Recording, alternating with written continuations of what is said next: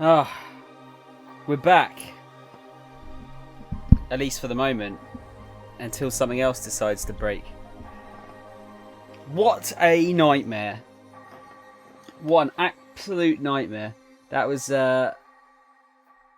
incredibly stressful yesterday. Just stuff going wrong for no reason. It's my favourite. Apart from that, I had a good weekend. Hope everyone else had a good weekend. Now there's loads more stuff not working. Where is it? Where are you? I forget where you are now. Yeah, what did I do? Went out with my mate on Saturday. Went down to Brighton. The weather was horrible, but it was I had a good time. Met one of my old work colleagues down there, which was cool. Then Sunday rather, forgetting what day it is now. I went out with my family. My sisters were down, and we got some food. I ate possibly the largest piece of chocolate fudge cake I've ever had. So much so that I didn't need to eat for the rest of the day. That was good. And then yesterday I was just stressing out about the fucking internet and it was the internet at first, and then what time was it?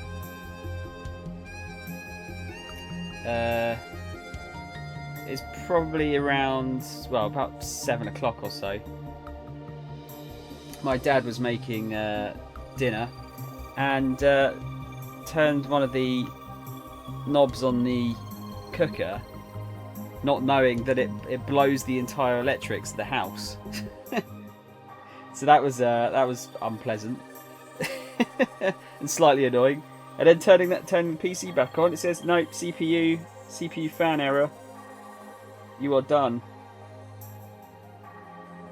So I took the PC out, fully cleaned it. That didn't seem to do it, and then just after a period of time, it just seemed to start working by itself again. One good thing that came out of it, one of the guys said that the RAM wasn't running at the right speed. It was only running at like 1333 megahertz instead of 1600. So got a slightly faster RAM out of this whole fiasco. It was still a pain in the arse though. Now let's see. I need to plug this in because I think I'm running out of battery, because the PlayStation controller batteries are like the worst. Hey Texas, how are you? You're off. You're on for a minute. You going to work in a minute? Oh, I know I do it all the time. I've changed the panel slightly. I think we want this one. I think. There you go. So I've neatened up the little bits at the bottom there, made them into little boxes.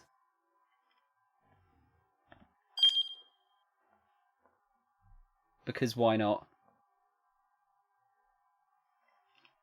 Bad end. Oh yeah. I need to try and remember where we are. Oh yeah. Damn, that's loud. Let's change that over. Your Wi-Fi is not good. That's not good. How bad are we talking here? Turn that down to about 50. I forget how loud I need to set this to get it to work.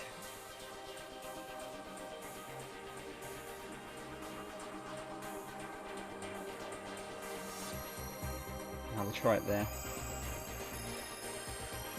good to see you, Texas. It's been a little while.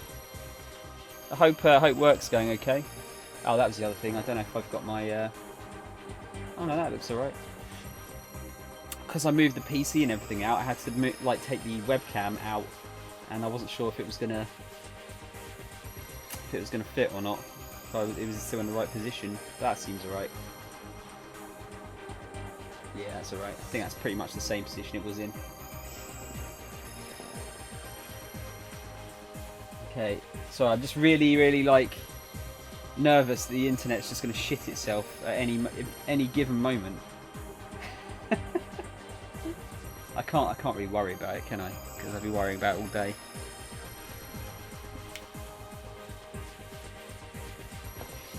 Can I move that back a little bit more?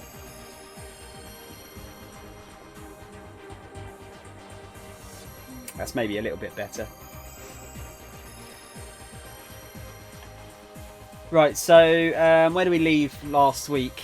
So Asawa was developing some kind of. Was it a? Oh yeah, it was a cure for some kind of really horrible disease, and it seems like someone's been testing it on.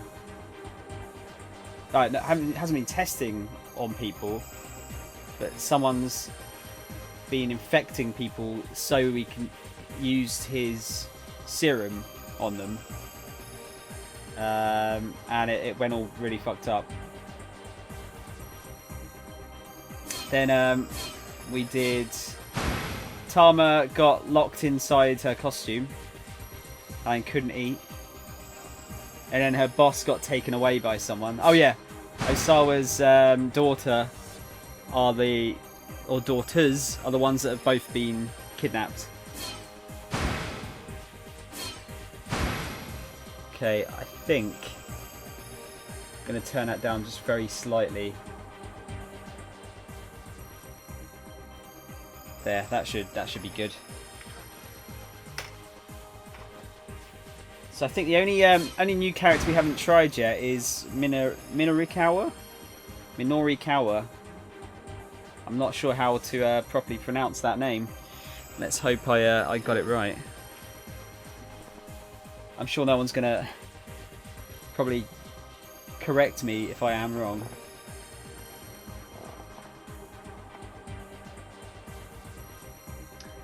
Right. Let me go full screen here, because as usual, there's a lot of reading going on with this game, so I need to see the whole screen. I apologise that I can't. There's no way I can put the camera on the screen without covering part of the subtitles. So don't worry, I'll read it all for you. Right, let's see what this character's all about.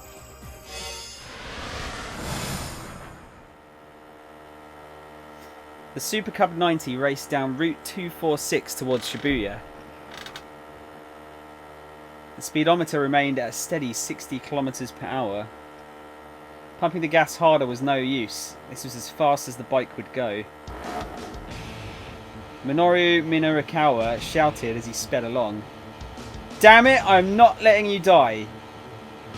He jerked the handlebars and blew past the truck on the inside. The driver scowled at him as he shot by. "You maniac! You trying to get yourself killed?" "Just the opposite," Minorikawa shouted back. "I'm saving lives." The stoplight ahead turned red, cutting him off at the intersection. Oh, come on. He had no choice but to slam on the brakes, but his agitation boiled over as he waited for the signal to change again. How long's this thing going to stay red? Hurry up already. He brought the bike right up to the very edge of the line, keeping the engine revved like a dragster ready to peel out. Sorry, let me just see if this is too loud. It's quite loud on my headset. Oh no, that's alright. Let me just turn that down a bit.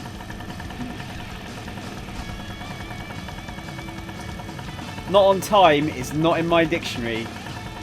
It's in mine, unfortunately, most of the time. The light turned red. Then Minarakawa's own light turned green at last. He hit the accelerator as hard as he could. His engine died with a sputter. Huh? Oh, come on. What the hell? Car horns blared angrily behind him. In a fury, he pulled his bike over to the side of the road. Trying again. I think I can watch today, maybe. I'll text us, it'd be good if you could. This is a bit of a weird one. You don't really even have to watch, you just kind of have to listen. It's a visual novel. The only thing is, I'm kind of letting you guys decide, because it's like a multiple choice thing.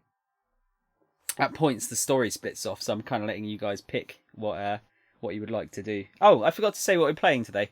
We're playing a 428 Shibuya Scramble, and then in a couple of hours I'm going to play some more Attack on Titan and Attack on Titan or Yakuza. I don't know which one to get out of the way. How's it going, Solid? Good to see you, dude. Sorry about yesterday. This is weird, yeah. It is. I'm going to have to kind of... What you need to know is that someone got kidnapped.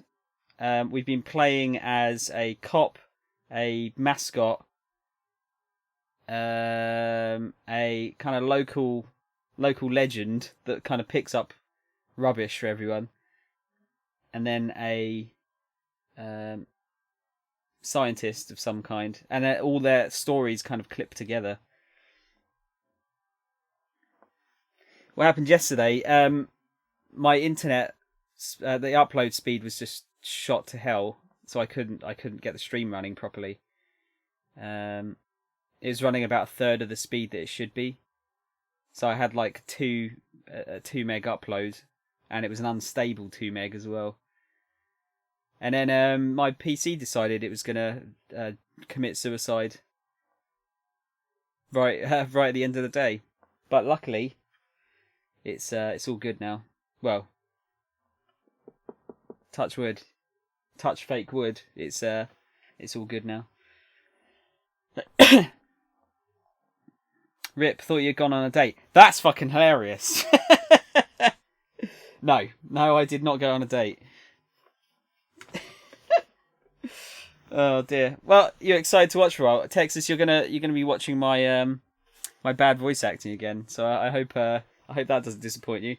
If you get if you're not sure what's going on in the story, just say, and I'll try and explain at a point where I can stop. Oh, I didn't go on a date. That's what's so hilarious. Me going on a date? No, nope. Not. Can't remember the last time I went on a date. Okay. No matter what he did, the engine refused to turn over.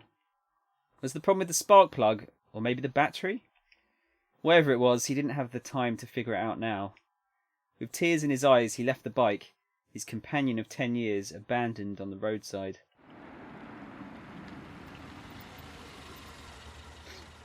He was about to break into a run when he saw a taxi dead ahead letting out a passenger. He hurried to hop into the cab. Just head for Shibuya Station. I'll let you know exactly where once we get closer. The taxi driver nodded coolly. The King Kong Cab Company. That's amazing. The taxi driver nodded coolly. Of course, sir. 10 minutes! I need you to get me there in 10 minutes. The driver grimaced. I'm afraid getting there in 10 minutes is a bit... 15 then. Sir, that's still... Look, that's all the time I can afford. Assuming traffic conditions cooperate, sir, then maybe. I can't make any promises. Minarakawa looked at the driver's ID photo about the fare meter. His name was Hachiro Kamizuka.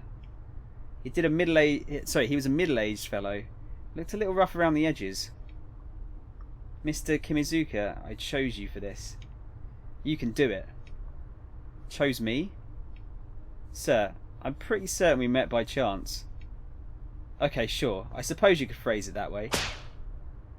Anyhow, can we get going? Right, Kamizuka said with a faint sigh. I'll see what I can do. The taxi pulled away at a decent clip.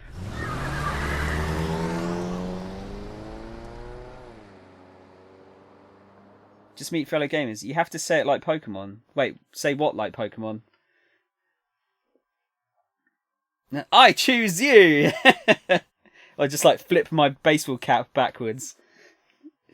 Minokawa's frantic journey had started 20 minutes earlier. He'd been at home working on an interview piece.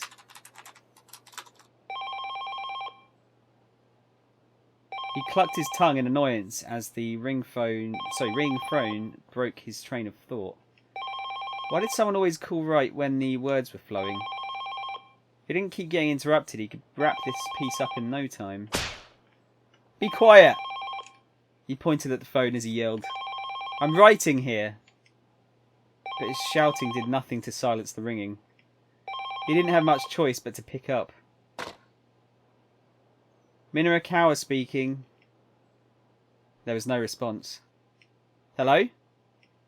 He hesitated, ready to hang up. Was this a prank call? It's me. It's Toyama. It was Teruo Toyama, the president of Heaven Publishing. So Heaven Publishing is a publishing company that puts out both hard-hitting non-fiction books and tabloid-style scandal rags. The Invincible Journalist, penned by company president Toyama himself, was a candidate for the Japan Non-Fiction Prize. Oh, what do you want? If this is about work, I'm already booked pretty full. He'd taken work from Heaven Publishing on several occasions, but the pay was hardly competitive. Lately, he'd been turning them down a lot, so he hadn't heard from Toyama in a while. No, this isn't work-related. Then what do you want? I'm kind of pressed for time here, working on some copy. Minokawa was in no mood to beat around the bush. It seemed like every conversation he had with Toyama went like this. Ah, you're busy. That's good. Busy's good when you're a freelancer. Toyama sounded unusually sympathetic. Minokawa found it off-putting. I hear sales have been good on your end, he said cautiously. With this month's 4-Star General Gossip and all. 4-Star General Gossip was a monthly magazine, Heaven Publishing's flagship publication. So yeah, when we get into these bits, it's just giving us sort of additional information about stuff that we may not know about. Some of it is really obvious, but I like reading it anyway. So, 4-Star General Gossip, a magazine focusing on the private lives of celebrities and politicians. Most of the articles found in its pages are random nonsense, but 1 out of every 100 or so contains an actual major scoop, making it a difficult outlet to ignore. It had a small circulation and for the most part flew under the radar, but once in a while they'd land some big scoop and sell like crazy. This month's edition had come with a free scratch card, a gimmick that had moved 100,000 copies with ease. 5 winning symbols in a row wins 100,000 yen, was it? Minokawa asked. A weak, moist sound came through the receiver. Hmm? Baffled, Minokawa listened more closely. It came again. Then again. It kind of sounded like sobbing. Mr. Toyama? Are you crying? There was another soft sob, and then yet another. What's going on? Where are you? Minokawa asked. At the office, Toyama managed. He let out another mewling whimper. What's the matter? It's nothing.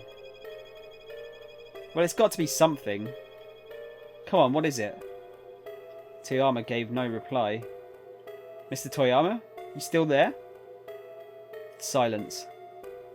What is it? What happened? Look, doesn't tell me anything. What the hell is going on? Toyama squeaked. Yeah, sorry. I read it squawked there for a second. Toyama squeaked out a drawn-out whine. Okay, I'm sick of this. I'm hanging up now. Minokawa was about to break the connection when he heard Toyama murmur. The only thing I can do now is die. The taxi lurched to a sudden stop as the driver slammed on the brakes. Minoru pitched forward, his face smacking against the back of the seat in front of him. Kimizuka stuck his head out the window. "Careful, buddy," he shouted at someone in the street ahead. "You're going to get yourself killed." Minoru blinked the stars from his eyes and saw a man moving alongside the cab. The guy grabbed onto the handle of the back door. I think this is one of the other characters we were playing as. If I remember the suit correctly. I forget his name now. "Please, I need you to let me have this cab." "No way," Minoru snapped. "Just who did this guy think he was? Please, I'm begging you here. Look, I'm in a hurry, pal. Get your own cab. I know how ridiculous this must sound, but please, this is really, really urgent." "Urgent?" "Yes, it's a matter of life or death. Please." The guy did look pretty desperate. "Look, I'm sorry, but I'm dealing with something urgent here too." "Then let me ride with you. I'll pay for the whole fare. My entire future's on the line here." The guy sure was persistent. Maybe he was telling the truth. But Minoru had problems of his own. "Sorry, buddy. It's life or death on my end too. I got to look after me and mine." "Right. So sorry to trouble you." Finally, the guy gave up and shuffled away. Guess it couldn't have been that much of a life-ending crisis after all. Minoru checked his wristwatch. "Damn it! That just cost us 5 minutes." "I'll try to make it up, sir," the driver called back. The taxi lurched into motion, the engine quickly revving up to speed.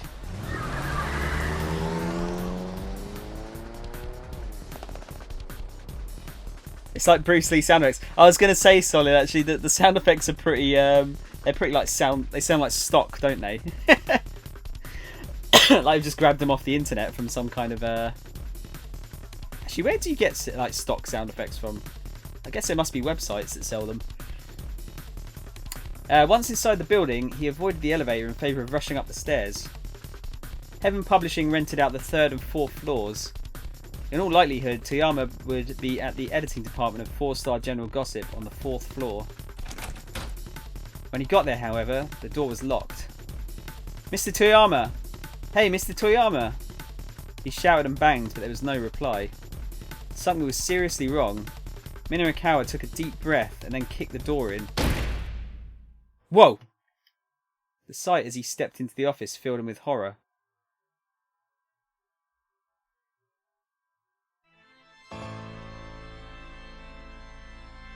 Okay. Minoru clutched the sides of his head. I'm too late. Is this going to be a bad end? Oh no. If only I'd gotten here a little sooner. Yeah, bad end. Okay. Yeah, so this is the for the benefit of people that haven't watched any of this yet. You there's like 50 endings. And you are going to get bad endings. You have to get bad endings. So what it's going to give us now is a hint. Minoru rushed to Heaven Publishing as fast as he could, but he didn't get there in time to save Toyama. And sad to say, it was really all Kano's fault. Why does Kano want a taxi so badly? Check his 11:10 timestamp and the situation might become clearer. That was it. So it's Kano. Kano's one of the other characters. He's the like private investigator dude. So because he stopped the taxi, we got here at the wrong time. So now what we need to do is play as Kano and, well, stop him from interrupting the taxi by getting his own somehow, I guess.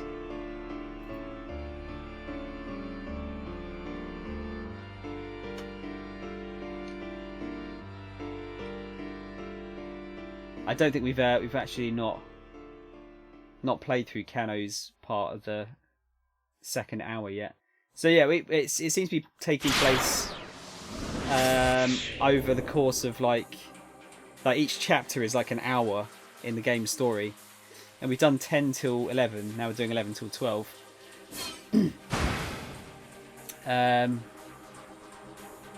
Was 24 like this, where like the story would flip back and forth? I never actually didn't watch 24, so I'm not sure. But yeah, didn't it go back and forth between different characters over the course of the same hour? Because that's kind of what we're looking at here. Right, we'll continue as Kano. As he wandered through the back alleys, Kano gritted his teeth. Going after the guy on the bike had been a bad judgment call. By the time he got back up onto the pedestrian overpass, the man who'd thrown the attaché case was almost out of sight. Yeah, so we were chasing after... They basically planted one of the other daughter that didn't get kidnapped with some money. The kidnapper asked for like 50 million yen. And it's got to the point where we were chasing after the guy that stole the case, and he'd thrown it over the side and given it to a guy on a bike, and we couldn't chase him because, you know, bike beats person. Yes, he's the cop. That's it, solid. Yeah, so that's kind of where we are now. He just tried to chase the guy with the attaché case, and I assume he's lost him. Kano prided himself on being fleet of foot, but he knew even he wouldn't be able to catch the guy before he disappeared. He'd followed the culprit as far as the alleys, but there he'd lost him completely. All he could do now was hope one of his colleagues caught the man on the motorcycle. Kusei's voice crackled through the earpiece. Mobile Command Center calling all units. The suspect on the motorcycle has handed off the case to an accomplice in Miyashita Park, another foreigner. For real? Kano muttered. One thing immediately struck him as strange. Why hand the case off to someone else at all? Why not just escape on the bike? The man with the motorcycle dumped the bike and fled on foot. We've retrieved the bike and run the plate, and we've determined it was a stolen vehicle. We still don't have enough details to positively ID the suspect. The suspect, now carrying the attaché case, is heading through Dogenzaka, also on foot. We've got him under observation. I'm not sure why they need to tell us what a stolen vehicle is, but the advanced police communication system is carefully maintained. By using the digital wireless systems in their patrol cars, officers are able to directly access the station's computer network, allowing them to quickly check to see if an individual is on the wanted list or if a vehicle is stolen. Dogenzaka, huh? That wasn't too far from where Kano was now. Looks like we're dealing with a foreign crime syndicate that's familiar with Shibuya. All units, head to Dogenzaka. But do not, I repeat, do not attempt to apprehend the suspect with the case. Let's see where he goes. Kano nodded to himself. Without knowing more about the crook's MO, letting this guy go for now was probably the only right call. I just want you all to know one last thing. Kusei's tone grew more solemn. Whatever happens, I know I can count on each and every one of you. Don't disappoint me. Over and out. Kano had the unsettling feeling that the message had been meant for him. Right, it's now or never. The sudden appearance of this syndicate and its bizarre actions were rapidly moving things beyond the jurisdiction of both the MPD and the local police. Mustering his resolve, Kano headed for Dogenzaka. Kano pulled his cell phone out of his pocket. It was Rumi calling. She knew full well he wasn't supposed to take private calls while he was working a case. Maybe it was an emergency? He decided to pick up. Rumi? I'm sorry. Are you in the middle of something right now? Kind of. Is this an emergency? Well, yeah. So I'm in Shibuya right now and... Shibuya? Why did she have to be in Shibuya now, of all times? So, my father came down from Nagano all of a sudden. I think it's Nagano, I think that's how you say it. I seem to remember they pronounced it like that during the Winter Olympics back in the day. What? Rumi's father, Shizuo, had been staunchly opposed to the two of them getting married. Kano had visited his home many times, but the man had never even deigned to meet him. Yeah, he told me to tell you he wants to meet with you. What? Now? Kano blurted the words out with more alarm than he intended. I told him you were busy working, but he said he'd wait. This can't be happening, Kano whimpered to himself. I'm sorry, I know he can be demanding. That's not the issue. Her dad offering to wait made it harder for him to refuse. Alright, Kanu said. But I'll have to call you back later, okay? I really am sorry. I'll be at a cafe called Lautrec. It's by the train station. Rumi hung up. For a long moment, Kanu stood in a daze, staring at his phone. As if keeping up with the case wasn't stressful enough.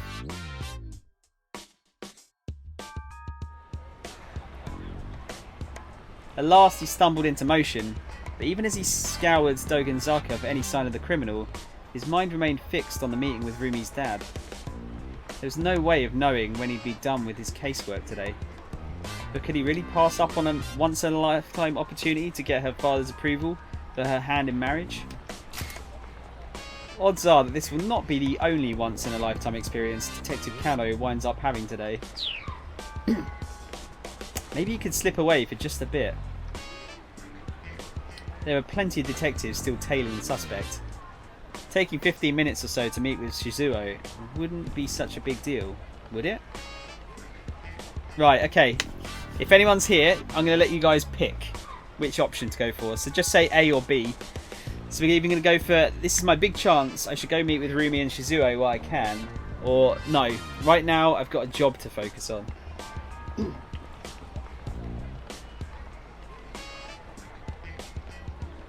I'm not sure what the delay is on the video for you guys. Solid, you're going to say B?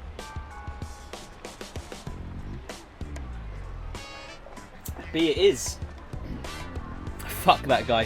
What, fuck our relationship, basically. Okay. No, right now I've got a job to focus on. Kano shook his head to clear out the foolish impulses. What the hell had he been thinking? The girl's life was on the line.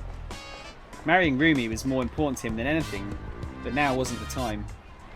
Besides, now that he thought about it, running out on a critical investigation to meet with the old man probably wasn't going to score him any points. Rumi's dad didn't strike him as someone who'd approve of shirking one's responsibilities. Kano would just have to wrap up this kidnapping case a little ahead of schedule, then he could have a proper sit down with Shizuo.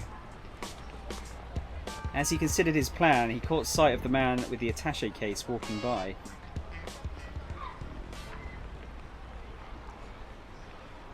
Further up along Dogenzaka, in the direction the perp was heading, was where Yamate Dori joined Route 246. Maybe the guy was planning to meet up with a getaway car. No, wait. Hold on. If that were the plan, why would the gang have ditched the motorcycle earlier? Kano started tailing the man, racking his brain all the while. The suspect turned down a narrow side road. He wasn't heading towards Yamate Dori or Route 246 at all, but back towards Shibuya Station. What in the world was going on?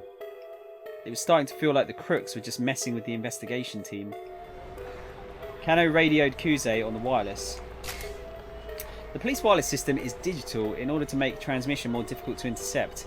There are several different channels available, including the basic local channel, a common channel for contacting other nearby patrol cars, channels assigned to specific precincts, action update channels for riot squads, and so on. There is also a separate channel specifically for kidnapping cases, not on the standard wavelengths. Sir, I don't think there is any point in seeing where this guy leads us anymore. That's not your call to make. Keep watching him. Sir, this is a waste of time. That girl might be in danger if... Kano's argument was cut short as he saw the man hand off the attaché case to yet another foreigner. Again? How many times were these criminals going to pull this trick? The detectives broke into two groups to follow both of the men. Kano followed the man with the attaché case, who eventually led him back to the area around Shibuya Station. Rumi and Shizuo should be waiting at a nearby cafe right now. Kano tried to remember the name. That's right, it was called Lautrec. Lautrec, the name of the cafe where college student Ryoko Kakinuma works as a waitress. Named after 19th century French painter Henri de Toulouse-Lautrec. Sorry, I don't do French. He created numerous works, including many posters, book illustrations, and book covers, which are highly regarded in the art world. Wasn't the cafe in Persona 5 called Lautric? The one where we stayed?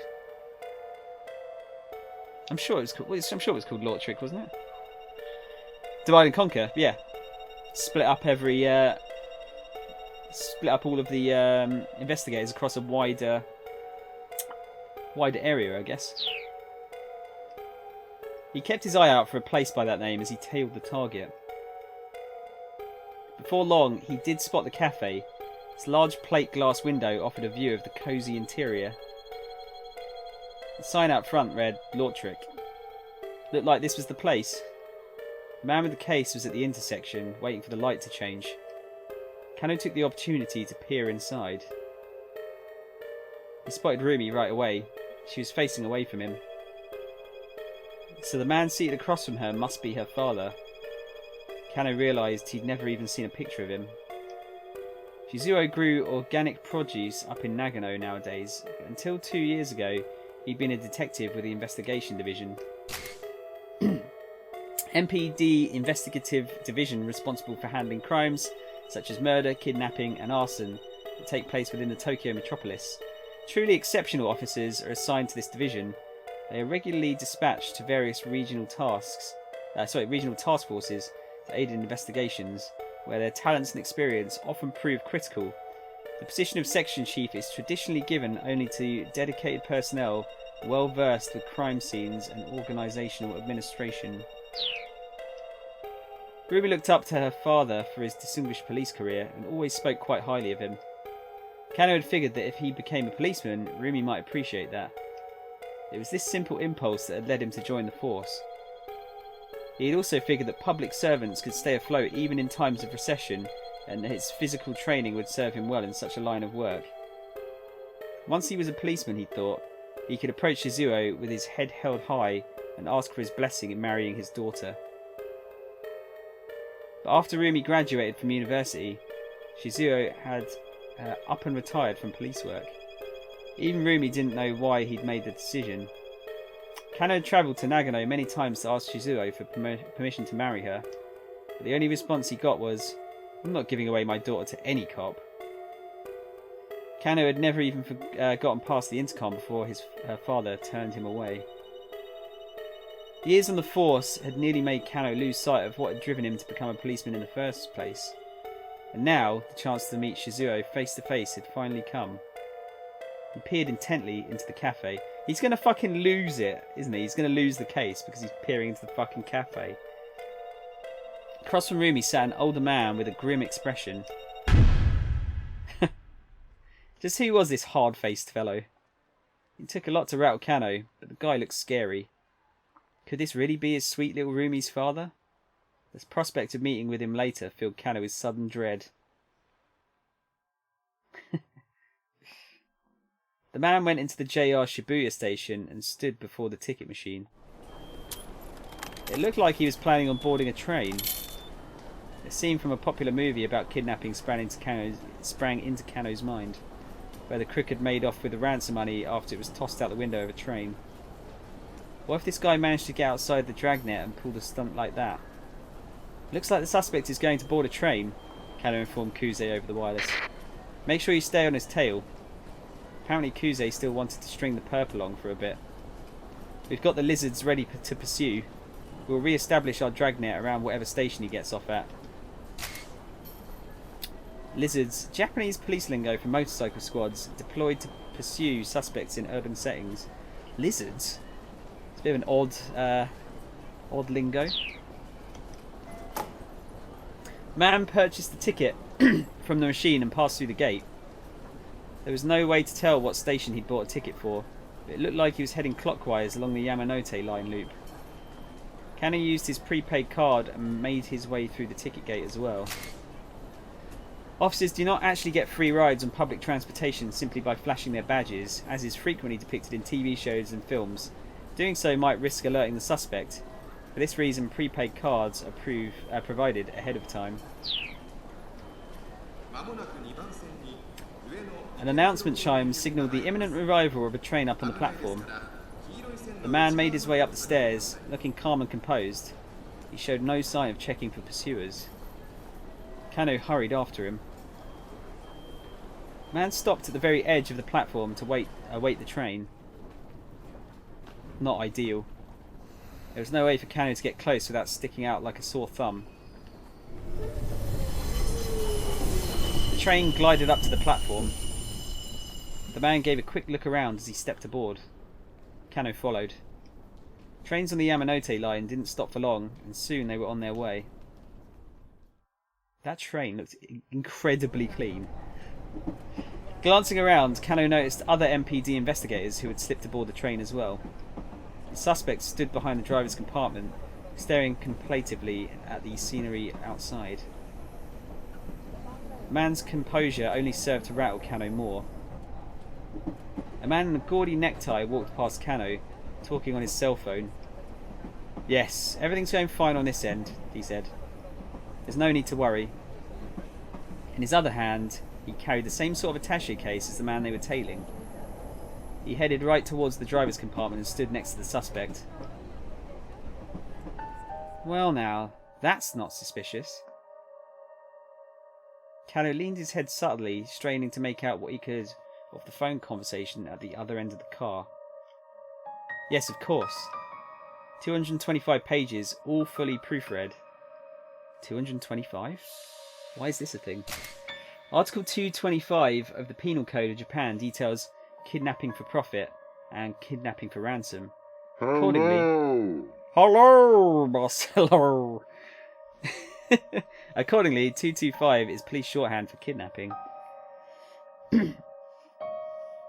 Only 2 viewers. Dude, it doesn't. I don't mind. It's a bit of a weird game, isn't it? Not a lot of people are going to watch this, I don't think.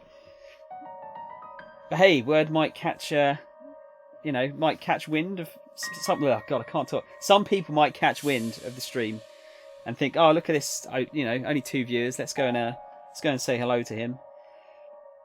How you doing, dude? Fingers crossed. It seems like the PC's okay. Thanks for the help last night. I do appreciate it. Hey, look, it's Marcelo and Solid. Who else do I need? Who else do I need watching? Eh? That was police jargon for kidnapping. Was this guy in cahoots with the kidnapper? Maybe the criminals had planned an attaché case swap.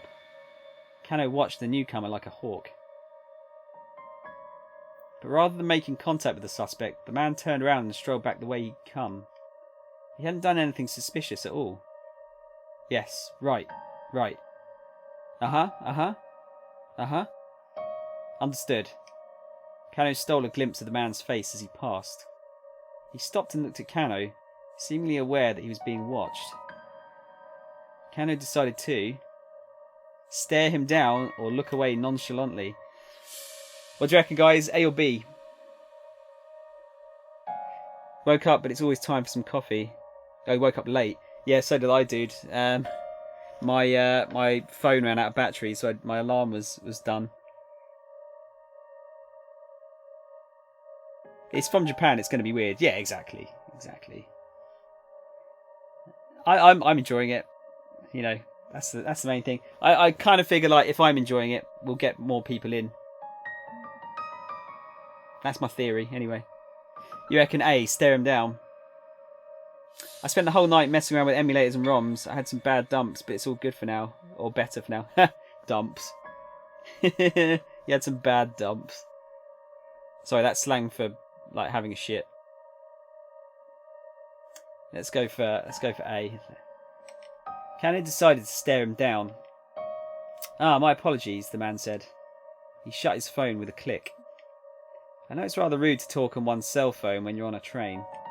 That's just common decency. The man affected a smile, then headed back to the car from which he'd come. Sheesh. Guess I overreacted. That's a guy. You gotta stop staring at everyone. An oddly dressed passenger murmured into Kano's ear. Blend into your surroundings more. Sasayama? When did you get here? His partner had somehow found time to change his disguise. So this guy was dressed up as a homeless guy a minute ago. The steely expression on his face was at odds with his anime nerd get-up. Kano had seen Sasayama disguise himself as plenty of things throughout the years. Chef, magician, samurai, and an astronaut, to name a few. But this was a new extreme, even for him. It's quite rare for Sasayama to actually wear a suit. On the rare occasions when he does, and he's walking the halls of his home precinct, he frequently goes unrecognised. Here are some of Sasayama's costume designs from his evidence notebook. What the fuck?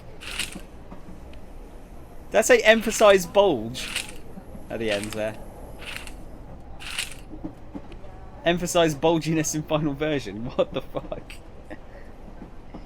You got the joke. Okay, I wasn't sure if like dumps were you know, slang anywhere else. When he first joined the force, Kano had found Sasayama's costuming antics amusing, wondering where he managed to find his outfits. But lately, his quirk had become tedious. You like the ocean? Huh? Never mind. Sasayama pulled a small bottle from his breast pocket. Drink this while you can. Guessing you haven't eaten. Huh? What's this? The least I could do. He handed Kano the bottle, then slipped away into the next compartment.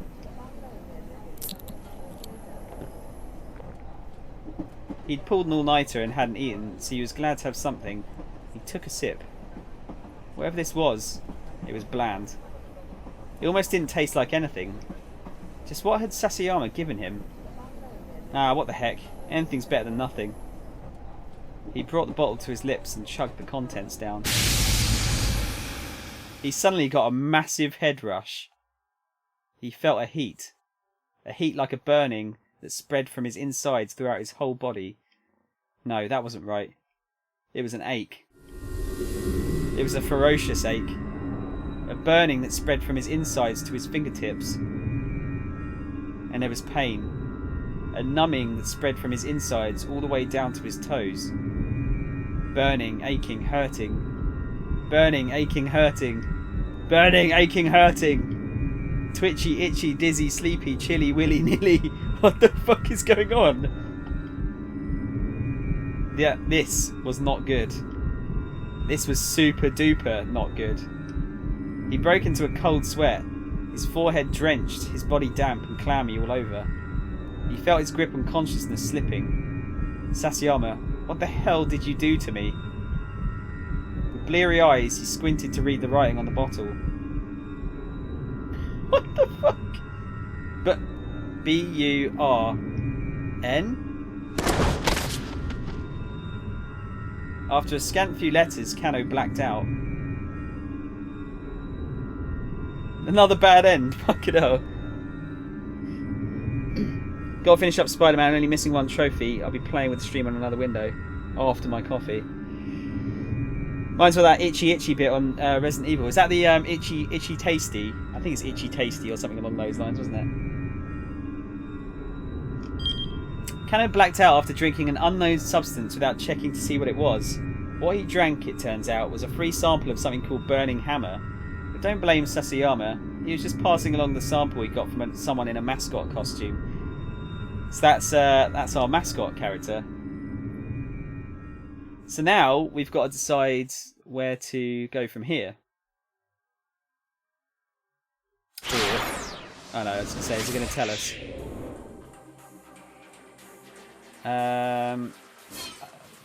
Let's see what H.E.'s doing. He's the only one we haven't done for 11 o'clock yet. Man, remake was freaking amazing. Probably the best remake in game history. It's like incredible how good that game looks.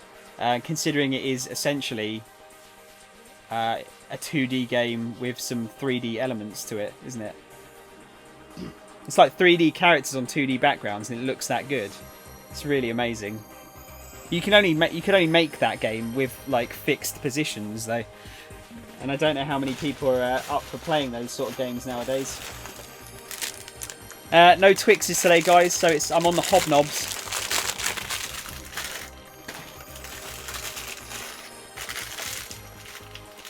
think these hobnobs have been in here a while. Hopefully they're not gone off.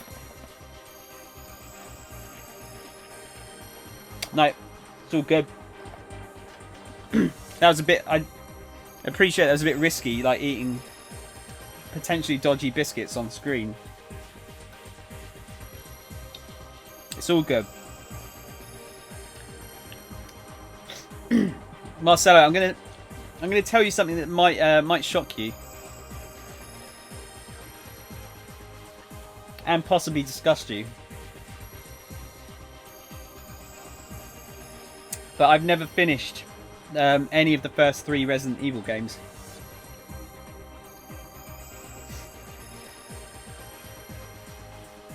Because back when they first came out, I was too scared to play them.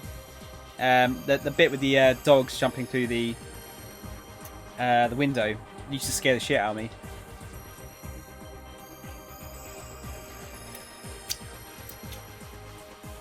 So I'll have to do those at some point.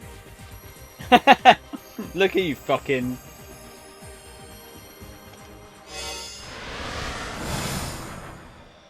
I do actually have them. I've got the I've got it right here. I've got the Origins collection, so I can do 0 and 1, and then I've got like Revelations, and I've played through, what ones have I played through? I've played through 4, 5, Code Veronica. I played through part of 6, but it was a bit dodge.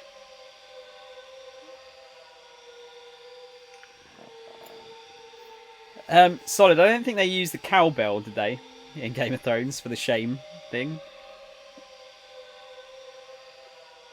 Oh yeah, I mean, I appreciate they'd be a little rough around the edges. I mean, even with the remake is what? Remake 1 is 2002, 2003 or something? It's old. Yeah, I'll definitely do remake.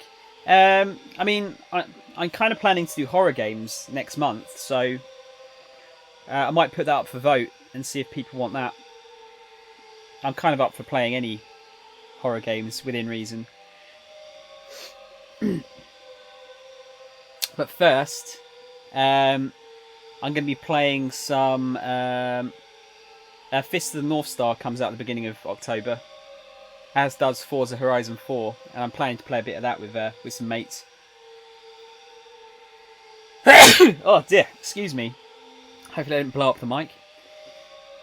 The man with the cane aimed his gun at Hitomi, his face devoid of emotion. Right, so Eiichi is with Hitomi, who is that guy's daughter, and they've been sort of trapped inside an old bar, it seems.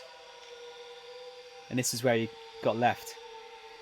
Please, the girl said, trembling. Why are you doing this? But the man did not reply. Quickly, Eiichi stepped in between Hitomi and the gun, spreading his arms wide. Stop, he said in English, one of the few English words he knew. He quickly reverted back to Japanese.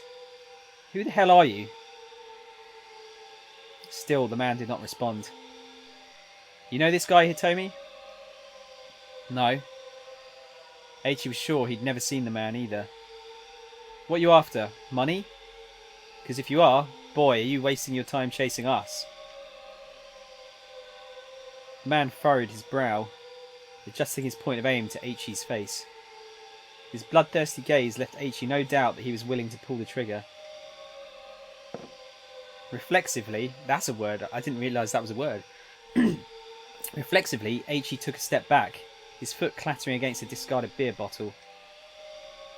We're going to get gunned down for sure, unless we can find some way to catch this guy off guard. It didn't need to be much. If Eiichi could just distract the gunman for a moment, buy himself the briefest window. Shoot me then. Go on, do it. He stepped forward as he shouted, hoping the provocation would confuse the guy, but just long enough. Even as Eiichi moved, the gunman's attention was distracted for an instant by a sudden sound. The phone in his breast pocket was ringing. Seeing his chance, Eiichi lunged forward in an attempt to wrest the gun away, snatched up the beer bottle and swung it at the assassin, or grabbed Hitomi and ran. Right, come on in, guys. What do you reckon? We've got three answers this time. Sneezing reminds me of the time I said cheers after a friend sneezed on voice chat. That's the best thing about not speaking the language natively. You can be excused for mistakes like these. Yeah, that's true, dude. That's very true. Cheers. I'm now. You know what I'm going to do? When someone raises their glass, I'm going to go bless you.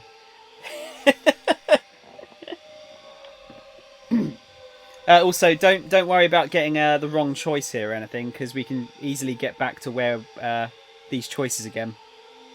So I'm not going to like berate you if you get things wrong. It's more just to progress the story.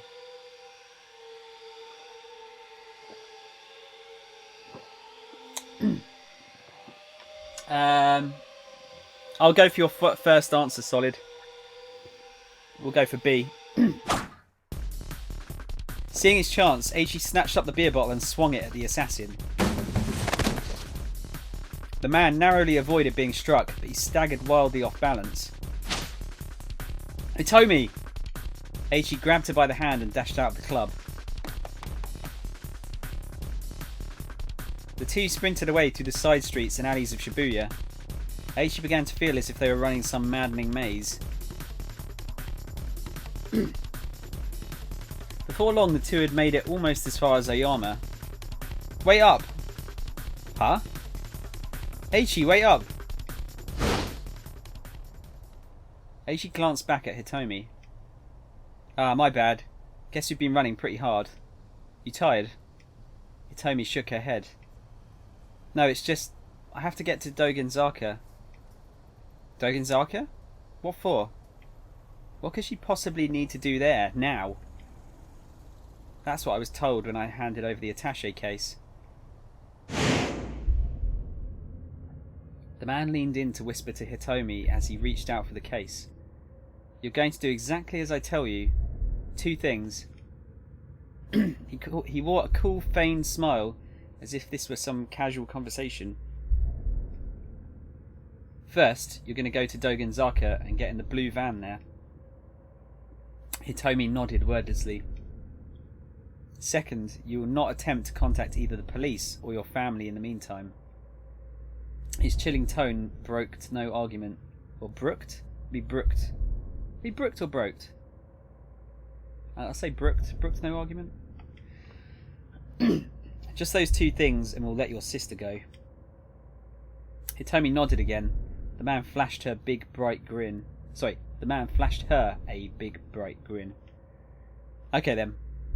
Give me the money. A blue van in Dogenzaka, huh? Aichi muttered. So that's why you said the police were a no-go. Yes, exactly. Hitomi's voice betrayed her desperation. I wonder if your sister's in that van then.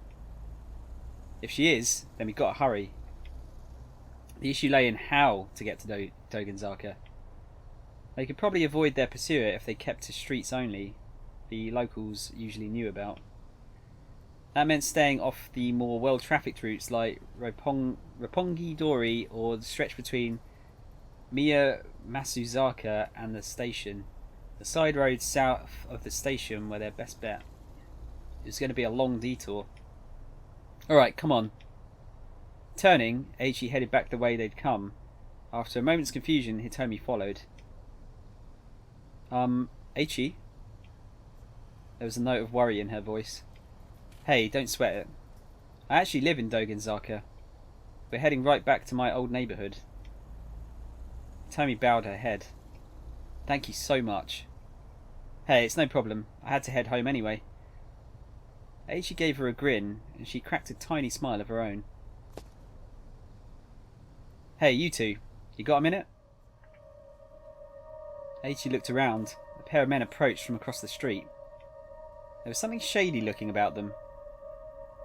Aichi's protective instincts kicked in and he stepped in front of Hitomi. If these guys meant trouble, he wanted to be ready. We just want to ask you something. The younger of the 2 men drew in closer, a sharp gleam in his eye.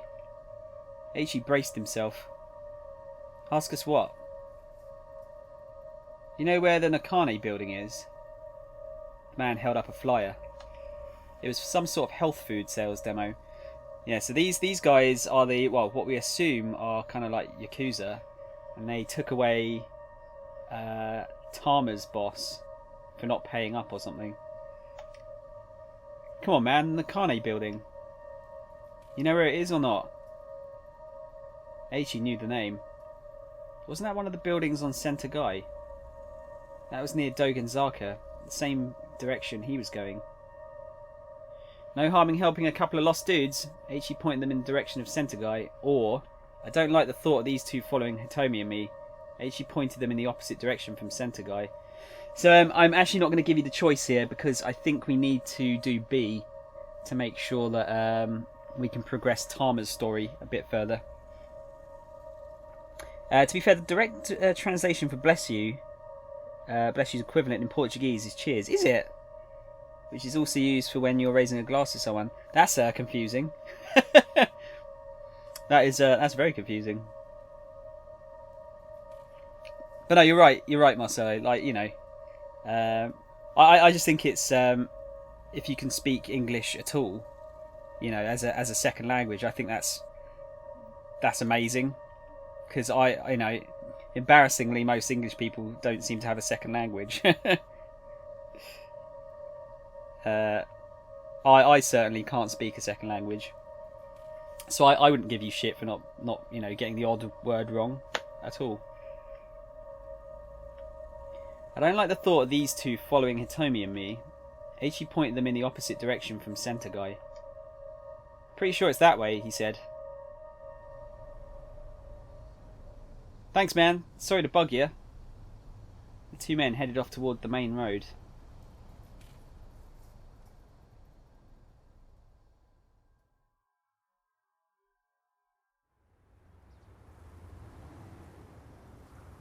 Aichi and Hitomi hurried onward, following the sparsely trafficked side streets toward Dogenzaka.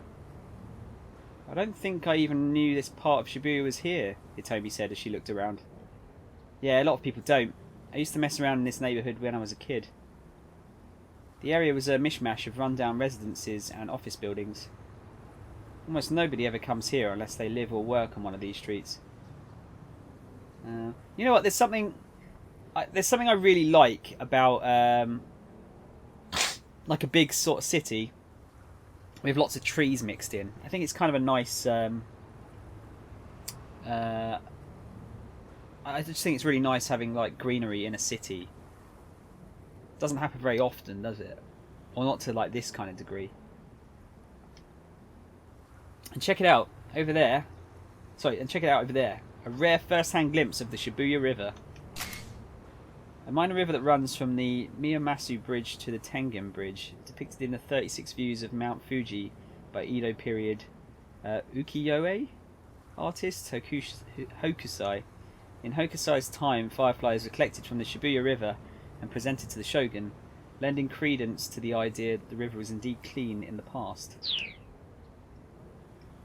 Have you always lived in Shibuya, Aichi? Yep, born and raised. Aichi bent down to pick up a piece of trash from the roadside. That's why I do this. It just pisses me off to see folks making a mess of the place. He picked up another piece of trash. I don't have a job, so I just pick up garbage every day. Man, what am I even doing? Like, clean up even matters right now. Hitomi took a long, hard look at his face. What? He demanded. What is it? You're a strange one, Aichi. That's so. She was right, of course. It was sort of strange, collecting trash every day instead of getting a job. He had his reasons for it, but they weren't important right now. Right now, the important thing was getting Hitomi to Dogenzaka. Come on, he murmured. A sudden, angry shout broke the silence as they hurried along. Hey, hold it right there! Aichi and Hitomi stopped, but the shout wasn't directed at them. Further up the road, a group of thuggish-looking men were having some kind of argument. The man who was shouting had grabbed one of the others by the neck. Idiots, and you still got the gall to call yourself SOS? The studs of Shibuya? a youth gang operating out of Shibuya founded by Eiichi Endo. Its current leader is Susumu Nishizawa. I mean, yeah, Susumu, but the other men standing around looked distinctly uncomfortable. It takes money to run an organisation. No, I know, and since it's not like you're Eiichi or nothing, I thought you could maybe spare some help on that front, boss. The top dog, the man in charge, the head honcho. Here it refers to the leader of SOS, Susumu. A change in leadership can really shake up an organisation. The new boss's personality and disposition are a huge factor in whether the group continues to prosper. The fact that Susumu is being asked to spare some help on the monetary front suggests that he still has things to learn about being in charge. Hitomi looked at Eiichi when the stranger spoke his name. He smiled awkwardly, then turned back to the altercation. "Shut your mouth," Susumu barked. "How dare you say Eiichi's name in my presence?" "Hey," Eiichi called out. "What was that about me?" As soon as they saw him, the other men went pale. Eiichi kept his tone casual as he strolled up to the group. "Susumu, you can't just give the guy a beatdown in broad daylight. To mess someone up with super bad, usually with punches and kicks. Thanks for explaining what a beatdown is. Don't want to shock the upstanding people of our fair city." Eiichi. Susumu glared. "Can we drop the pleasantries?" "Aye," Eiichi replied with a hint of a sneer. "You got it, Susumu. And I'd like to point out we're not on a first name basis." With that, Susumu turned and stalked away. His buddies followed suit, leaving Eiichi and Hitomi alone again. "Did you know that guy?" Hitomi asked. "His name's Susumu Nishizawa. And yeah, I know him. Or I thought I did. Used to be friends way back. Me and those guys were all part of the same crew, but I bailed a little while ago." Eiichi fell silent. To his great relief, Hitomi didn't pry further.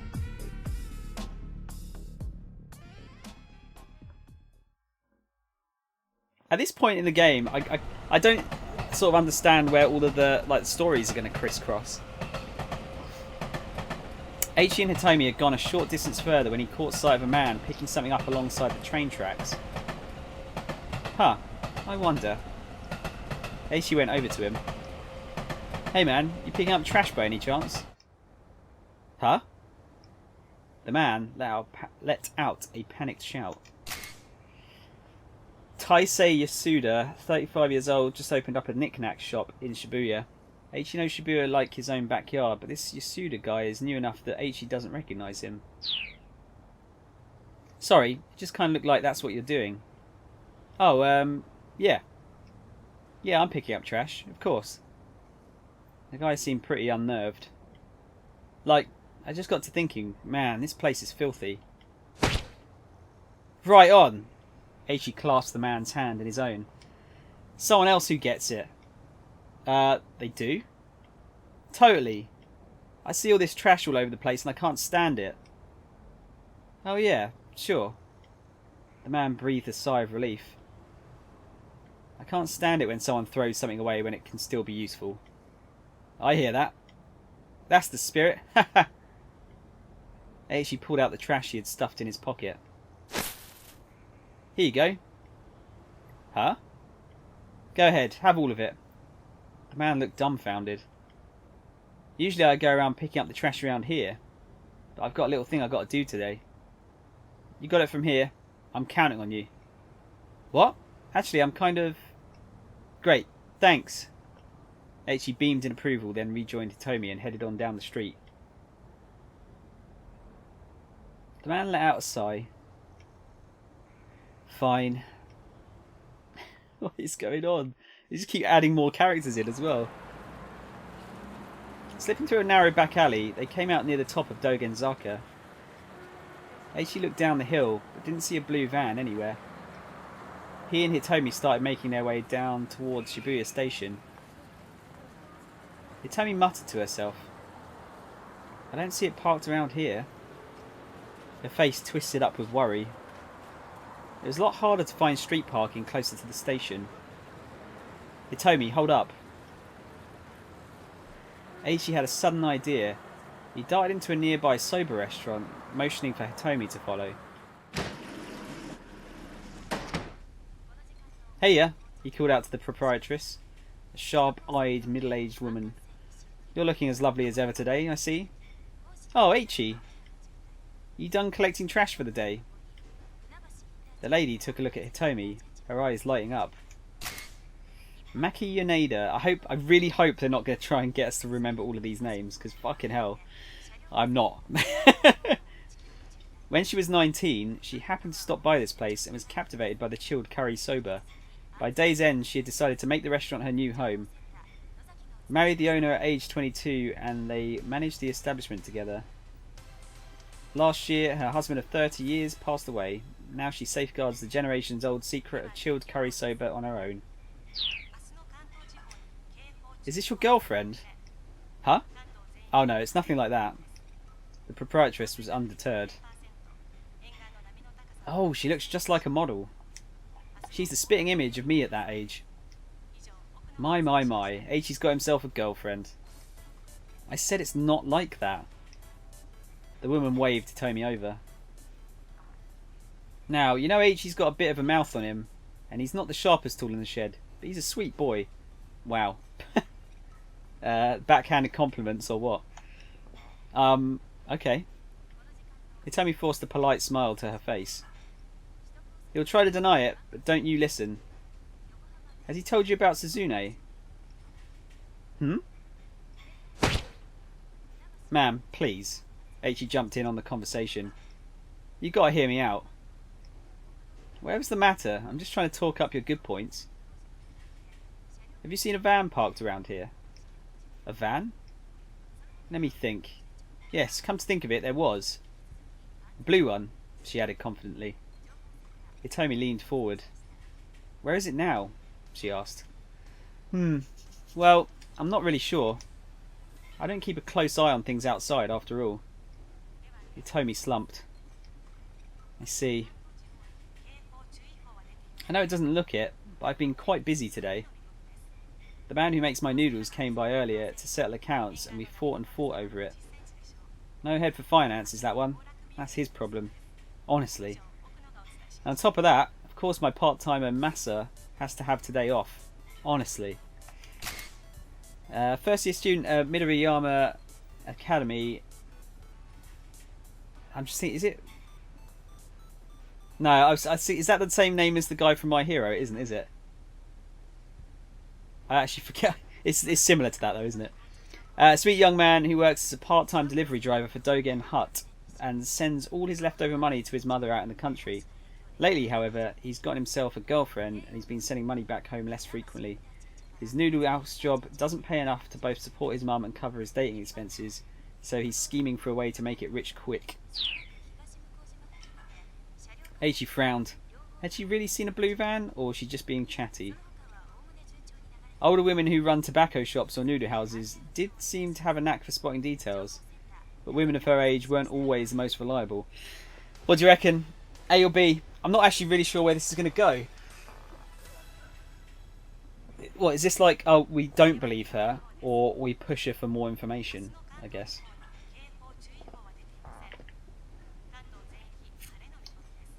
Are there either of you two here? What do you reckon? A or B?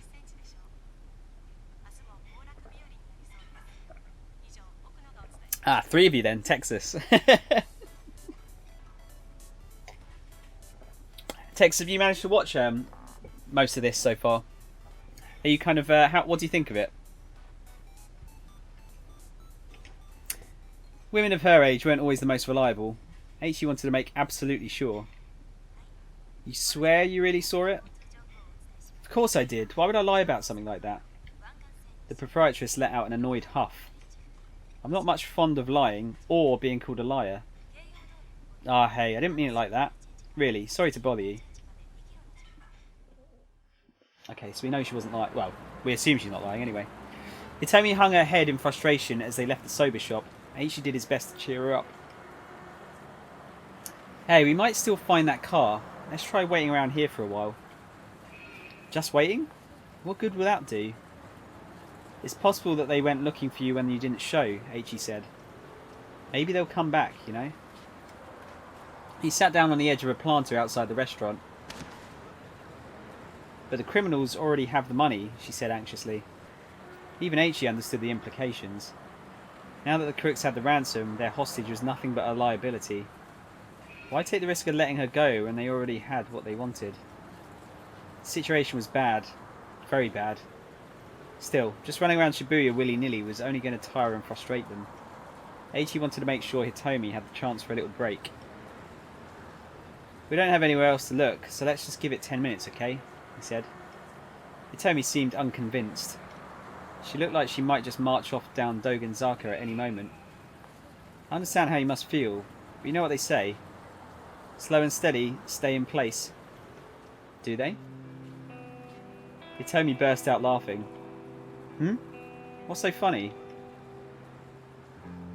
She's got kind of a cute smile, hasn't she?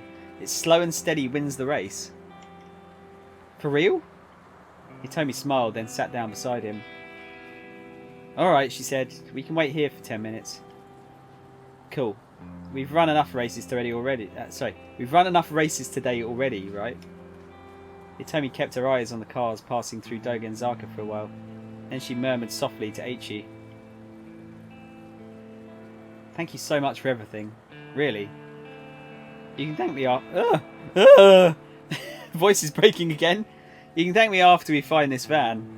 I'm sure if I'd been by myself, I'd have been in too much of a panic to do anything. What can I say? I try to keep my head up and face things as they come. You're quite the optimist, aren't you? Aichi grinned. He tried to recall what optimist meant. He was pretty sure it had something to do with doctors or maybe glasses. That's optometrist, isn't it? The shy, sweet look on Hitomi's face as she said it, though, made him figure it probably wasn't a bad thing, whatever it was. Cars drifted on by, one after the other, but they saw no sign of a blue van. After a while, even Aichi began to grow impatient. This was starting to feel like a waste of time. And then...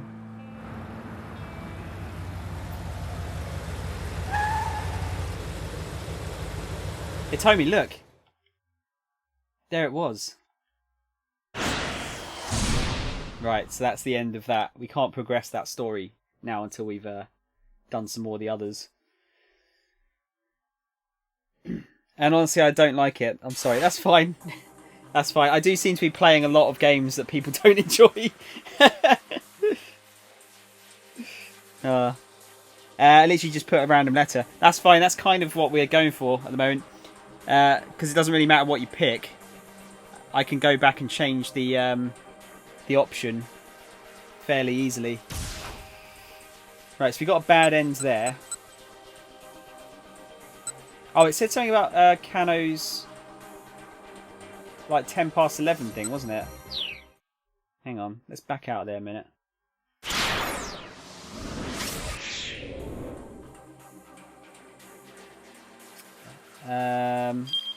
Now time chart.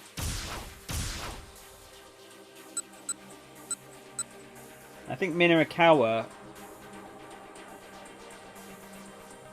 I don't know. Now that we moved, we got Kano out. Actually, no, we haven't seen Kano try to get the taxi yet, have we? And actually, we did move him. So in theory, we should be able to. We should be able to avoid that now. I think. Let's try it.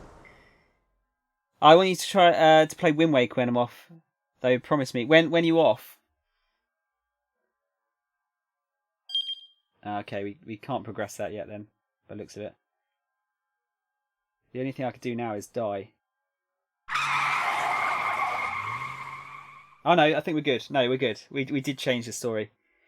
Oh my god, why is my nose is itchy again? I thought my nose might have been itchy because the cat was here, but it's still itchy, so it's not that. Right, so before this, Kano jumped in front of the cab and stopped us. Looks like that's not the case now. The taxi's tyres squealed as the cab rounded the corner. The shift in momentum made Minarakawa topple over in the back seat. There we go. 10 minutes on the dot, the driver announced. Minarakawa righted himself and looked out the window. Shibuya Station. I knew you could do it, Mr. Kimizuka. He told the driver how to get to Heaven Publishing. It shouldn't be more than 5 minutes further. Sir, if I may ask, just what are you in such a hurry over? Son of a bitch. I beg your pardon? Kimizuka bristled. Not you, the guy who's waiting on me, Minarakawa said. I'm going to give that son of a bitch a piece of my mind. So his boss is threatening to kill himself. We didn't get there in time last time. The multi-tenant building where Heaven Publishing had its offices came into view. The taxi stopped outside. Minarakawa opened the door as he hurriedly reached for his wallet. Then he stopped. What if the worst had come to pass and he needed to take Toyama to a hospital? Should he have the taxi wait here? Or would it be better to call an ambulance? Sir, is there a problem? The driver asked. Wait here, I'll be right back. Or, no, I'm fine, you're a lifesaver. How much do I owe you? What do you reckon? A or B, guys? Gotta go. Bye, Tom. Sorry, thanks, man. Thanks for stopping him. I'll be playing something else later if you're about. If not, have a good day, dude.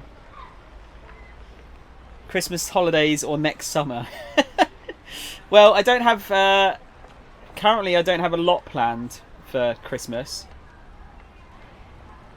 Well, actually, no, I kind of do. I'm gonna be playing Red Dead in December, and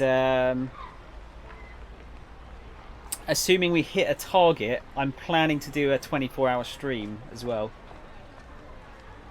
of just Sonic games. Oh God, that's gonna be a nightmare, isn't it?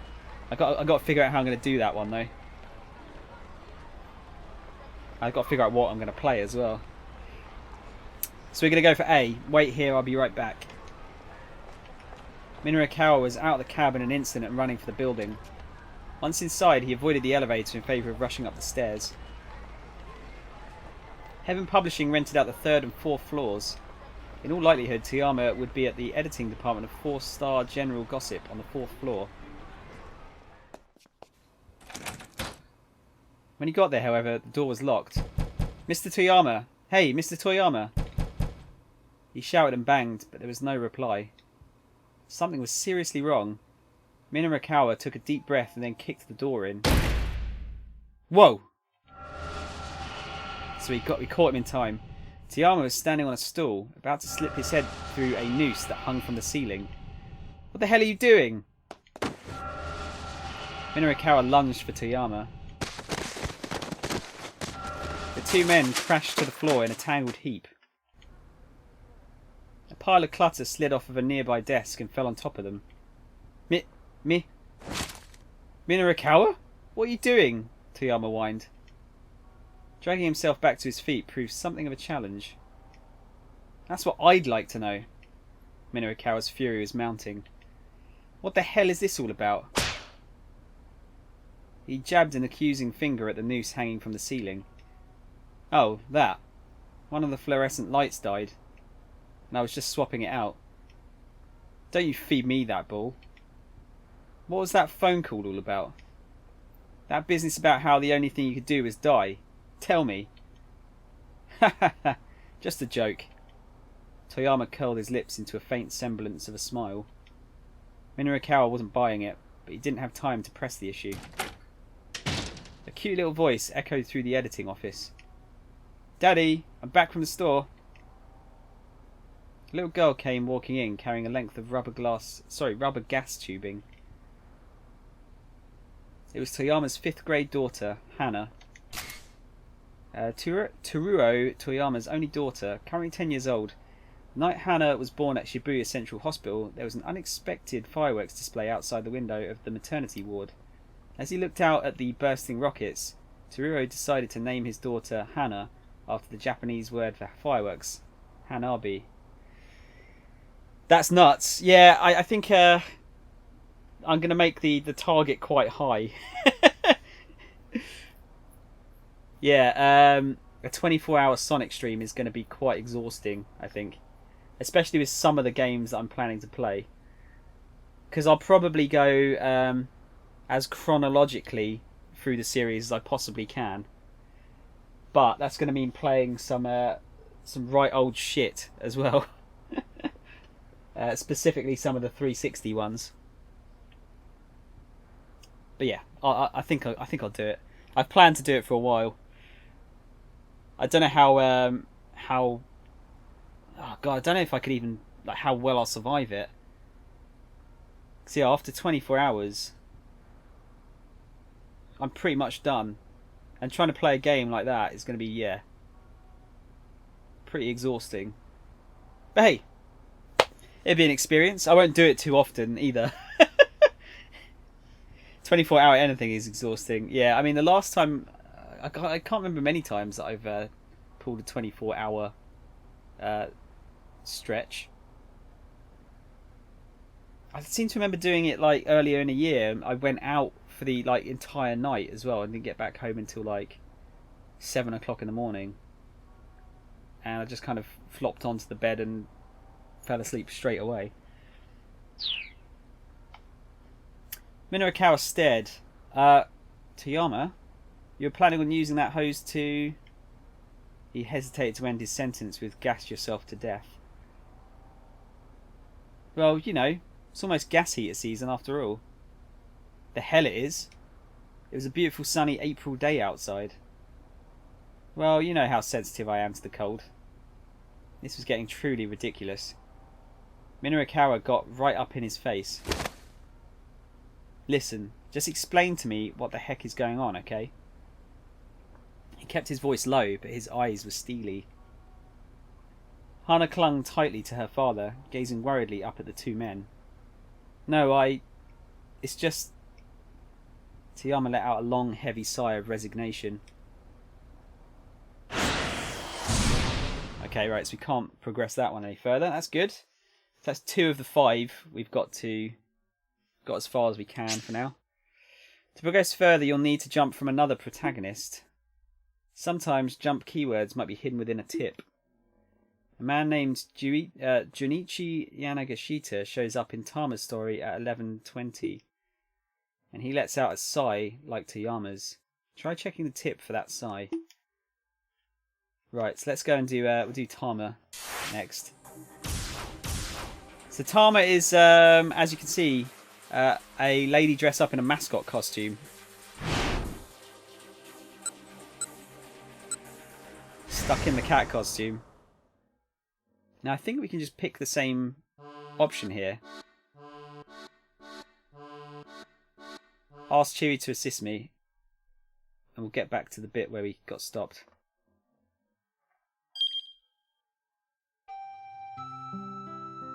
But hey, a job's a job, Chewie says after a moment, perking up again.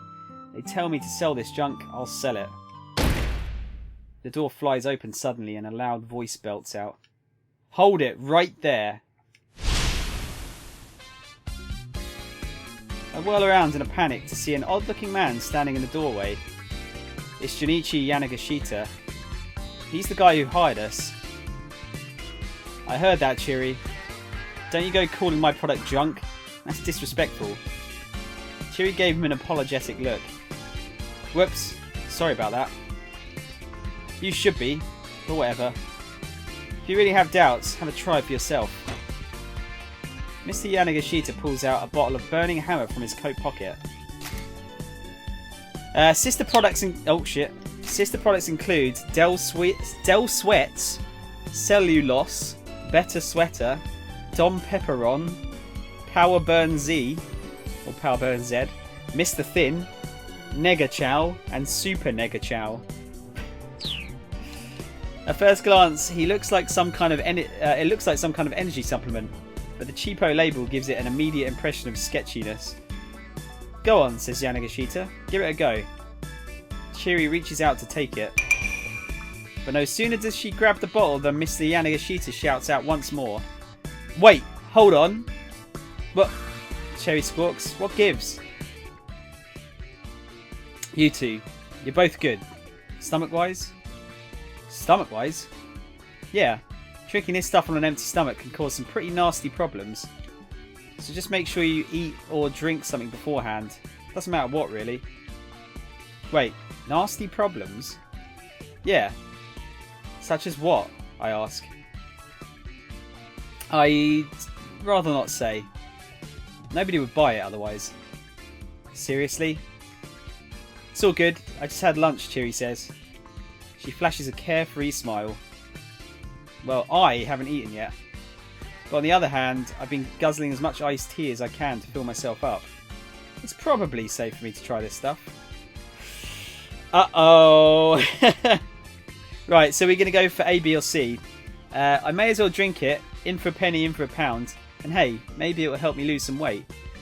B, no, I'd rather not drink this stuff. It's not even particularly appetizing. Or C, wait, is that the stuff that gives you visions or something? Oh god, what? So this is the same drink that, what's his name just drank. You're going to go for C? Okay.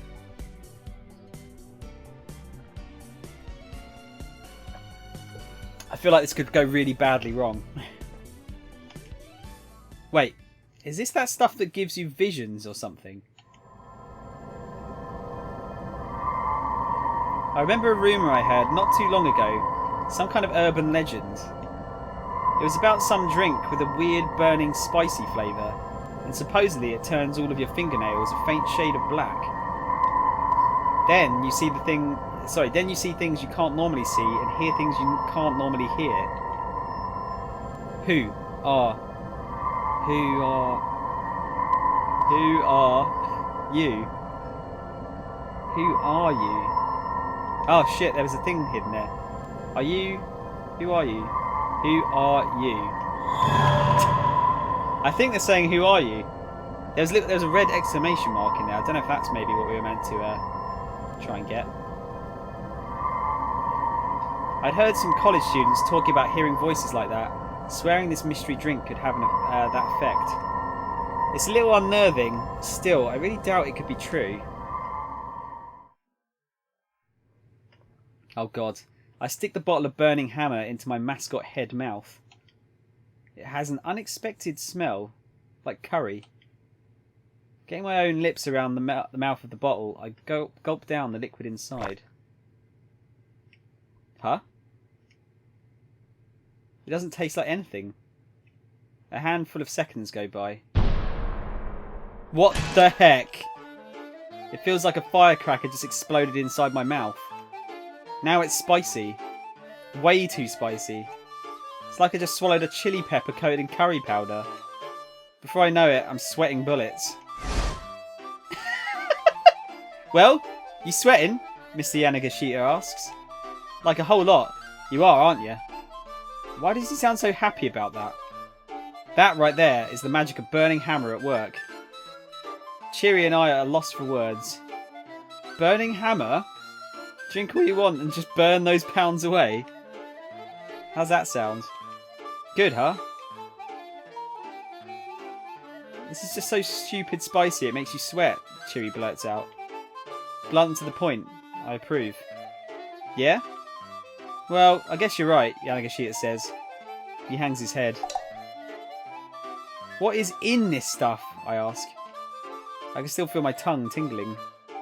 Heck, my body is almost too numb to move. I'm so shocked I even forgot to get properly angry.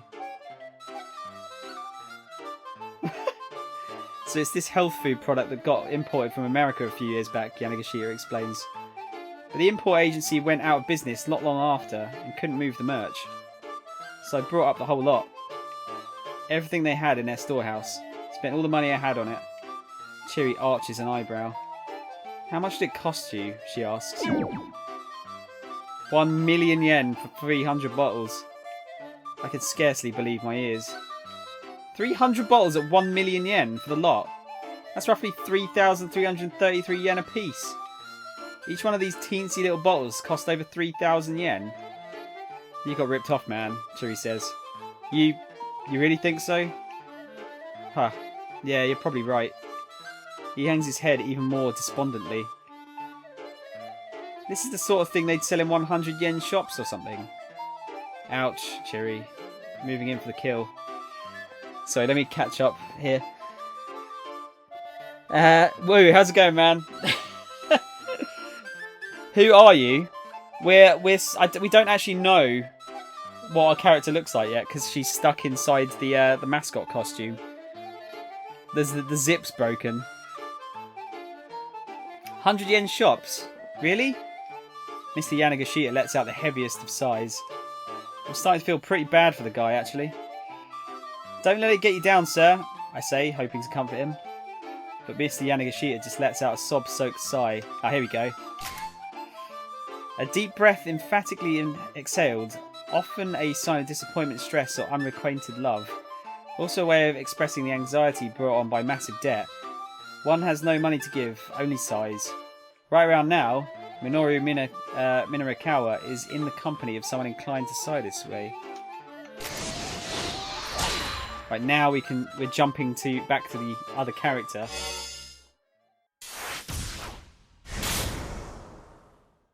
Oh, you're repeating what they repeated a billion times. Yeah, I wonder what that was all about. No, it's just... Toyama let out a long, heavy sigh of resignation. It's the scratch cards that were in 4-star general gossip. That's where the problem is. Type of lottery card featuring areas printed with a special silver ink. These silver inked areas can be scratched off with just a fingertip or coin to reveal potential winnings, providing a quick speed lotto fix. In order to prevent the symbols or letters underneath the silver from showing through, the back of the card is printed in black. Somehow you always seem to lose when you've got your hopes up, but manage to win when you least expect it. I don't think I've ever bought a scratch card, so I don't know if that's true or not. And what is the problem? If you shine a light on the cards from behind, you can see where the winning symbols are. Whoa! I messed things up dealing with the printing company. All of this, he gestured vaguely. It's my fault, my responsibility. He proceeded to explain the situation in detail. Word was quick to leak on the internet that there was a way to find out the winning symbols. And suddenly thousands of cardholders turned up en masse to collect. Heaven Publishing was hit with a massive financial liability, and the employees rushed to flee a sinking ship. Before Toyama realised it, he was the only one left at the company, and he was up against the deadline for next month's 4-star general gossip. If I have to drop next month's issue, I'll be stuck in debt even deeper. And if that happens, I'm finished. Toyama gave a dismal groan. So don't drop the issue, Minarikawa snapped. He pounded his fist right into the side of a cardboard box.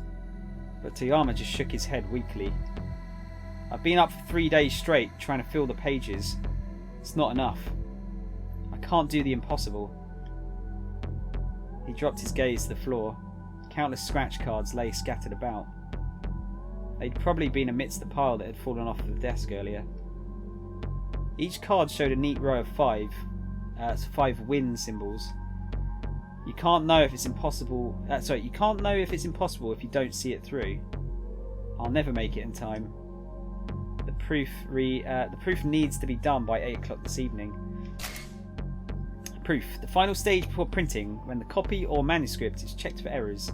Not sending corrected proofs to the printer before the deadline can result in the book or magazine in question not making it onto the shelves in time for release day. Well then, Minarikawa thought to himself. He let out a sigh that held his hand out to Hana. Then held his hand out to Hana. Fucking hell, for a reading game, I'm not very good at reading, am I? Hana, would you mind giving me that hose? Hana gave her father a quick look and handed the rubber hose to Minarikawa. This won't be necessary. He tossed the rubber hose into the trash and jabbed his finger at Toyama. Show me the layout of the draft proposal for next month's issue. Toyama blinked a few times in disbelief. Huh? You can't possibly be serious. I'm trying to help. Now show me the layout of the proposal before I change my mind. After a brief, incredulous pause, Toyama hurried off to grab the paperwork.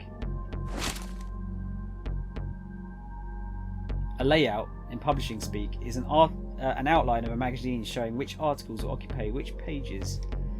Minarikawa gave it a quick once-over, finding that 12 of the pages were still blank and untouched. He wanted to punch whatever writers had been assigned those pages. See what I mean? Toyama said. It's hopeless. He sounded perversely proud of his failure. Getting enough material to fill 12 pages by 8 o'clock. Yeah, it was definitely a tall order, alright. Says who? Minorikawa replied. Remember who you're talking to here. You seriously think you can do it? You're joking, right? Minorikawa shot back. I seriously know I can do it. There's nothing in this world that I hate more than a bad joke. Why are you doing this for me? Toyama was getting misty-eyed. I'm not doing it for you, you spineless wimp. I'm doing this for poor little Hana. Minorikawa, I'm so sorry. Toyama bowed his head so deeply Minorikawa thought he might put his face through the floor. Don't apologise to me. Apologise to your daughter. Oh, forgive me. Please forgive me, Hana. Toyama clutched her tightly in his arms. The girl hugged him back on the verge of tears. Hey now, enough of the waterworks. I've got your backs. Don't you worry about a thing. Minorikawa picked up the draft proposal for the pages that needed filling. The words Shibuya Scuttlebutt Special were plastered across the cover sheet in big bold type. Okay, so a 12-page special edition block on Shibuya. Fair enough. The first on the docket. Drink yourself thin with burning hammer. This reeked of a scam. The only way drinking more of something would make you lose weight would be if it were mixed with a laxative, probably. Ugh. Still, there wasn't enough time to tweak the layout plan now. According to the proposal write-up, a product demo was scheduled for 1 PM that day. The location printed on the map was blurry and hard to make out, but Minorikawa had a rough idea where it was. It looked like he didn't have much of a choice but to swing by in the hopes of getting more material. He scanned further along into the proposal. Society of Surveillance. Surveillance? Hidden cameras installed throughout Shibuya. The rise and fall of Shibuya's vigilante squad. Where are they now? Washed up screenwriter showcase. Sexy squared. Twins share top prize at local university beauty contest. Shibuya now. Black market organ trafficking in Shibuya. Shadowy foreign crime syndicate exposed. Those 7 pieces were to fill the 12 empty pages. That was the plan, at any rate, but there wasn't enough material there to make any headway. The Shibuya Now article didn't even have any proposed content. This sucked hardcore.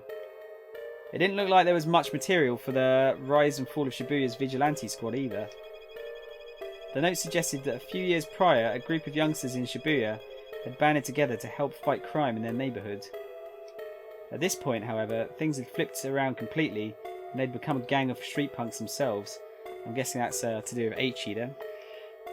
A turn to the dark side. It had the makings for an interesting article, to be sure, but tracking down this gang would take time. Minorikawa was personally intrigued by the one about organ harvesting in Shibuya. The rumour was that organs were being smuggled out of Southeast Asia and fenced locally at a tremendous price. There was even a plan to ascertain the authenticity of these claims. Fascinating.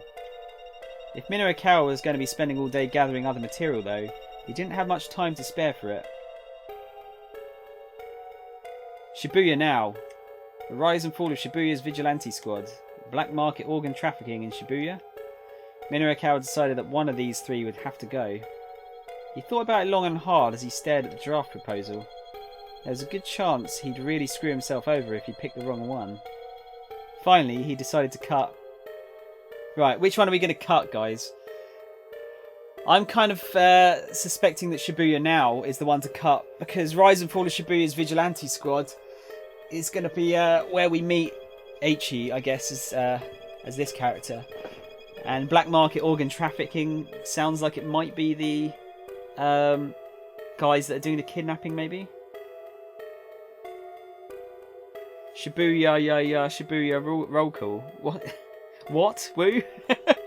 I don't understand.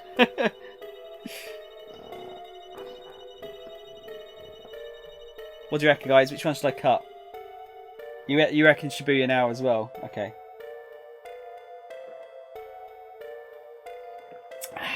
Let's do that. Fucking hell, I've almost been playing this for 2 hours already. He decided to cut Shibuya now. He didn't have the time to make up an article out of whole cloth. His goal was just to make sure that 4-star general gossip made it to the press at all. Society of Surveillance. Where are they now? Sexy Squared. Those 3 pieces had individuals slated for interviews, but no appointments had been made with any of them. Unscheduled interviews were a dicey prospect. Minoru decided to call them up on his cell as he made his way down the list. The only one he managed to get a hold of was Shinosuke Orai from Where Are They Now piece. Former broadcast writer, has appeared on various popular variety shows on commercial network Sun TV. He currently heads up a small theatre troupe known as the Wandering Angels, operating out of Shibuya. Later today, the troupe is putting on a performance at Theatre Ace in Sakuragoka-cho. Sakuragoka-cho? Is that how you say it? Holy shit. Oh, it's from The Office. Okay, that's why I don't understand it. He said he'd be willing to give a 15-minute interview after 2:30. Minoru sighed. He'd just have to get material from the others in a more impromptu fashion. And putting his nose to the grindstone, he started throwing together a schedule for the day. Was it possible to get all that material and write it all up and still finish the whole thing by 8 o'clock? It was no use. No matter how he tweaked it, none of his simulations ended with him having a proof ready on time. He just needed one more thing, and that was another writer.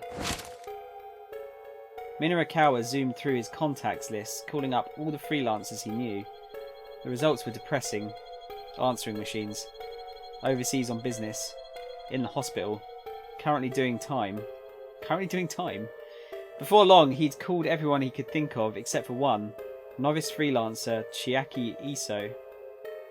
Chiaki was a bit of an odd duck. A reporter who was scared of talking to people. Minoru had never known anyone who became so hopelessly flustered in a one-on-one setting. In such a rattled state as to be unable to speak. Chiaki's tendency to become flustered is famous among her freelance writer colleagues. Once she conducted an hour-long interview during which she only managed to ask her interview subject's name. Yet another chapter in the legend of hopelessly flustered Chiaki. If she couldn't talk to people, she certainly couldn't do interviews. And if she couldn't get any real interview content, she wouldn't be able to write much in the way of copy. Would she come to his... would she come to his aid if asked? Quite probably. The issue was whether she would hinder more than help. Oh god, here we go. So we're going to go for... This was no time for beggars to be choosers. He decided to call up Chiaki. Or B, what if he needed now more dependable folks he could count on? He decided to email all his contacts from back in his staff reporter days. Yeah, this music's like quite creepy, isn't it? I'm not sure why it's this creepy for this kind of situation.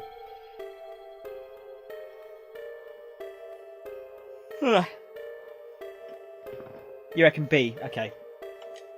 What he needed now were more dependable folks he could count on. He decided to email all his contacts from back in his staff reporter days. Emergency alert. Come to Heaven Publishing ASAP. If not, someone is going to die. Minoru Minokawa. The message might have been extreme, but it was technically true. Still, he was taking a risk, hoping that someone would react to the email in time. As it turned out, he got a response before too long. If this is about Toyama, no can do. Sorry. The bluntness of the reply made Minoru wonder. Had Toyama been busy burning bridges? Before long, 2 more responses came in, but they both contained a similar answer. No dice then. Waiting around for someone to turn up to help save the day was probably a waste of time. Without any other real options, Minoru decided to call up Chiaki.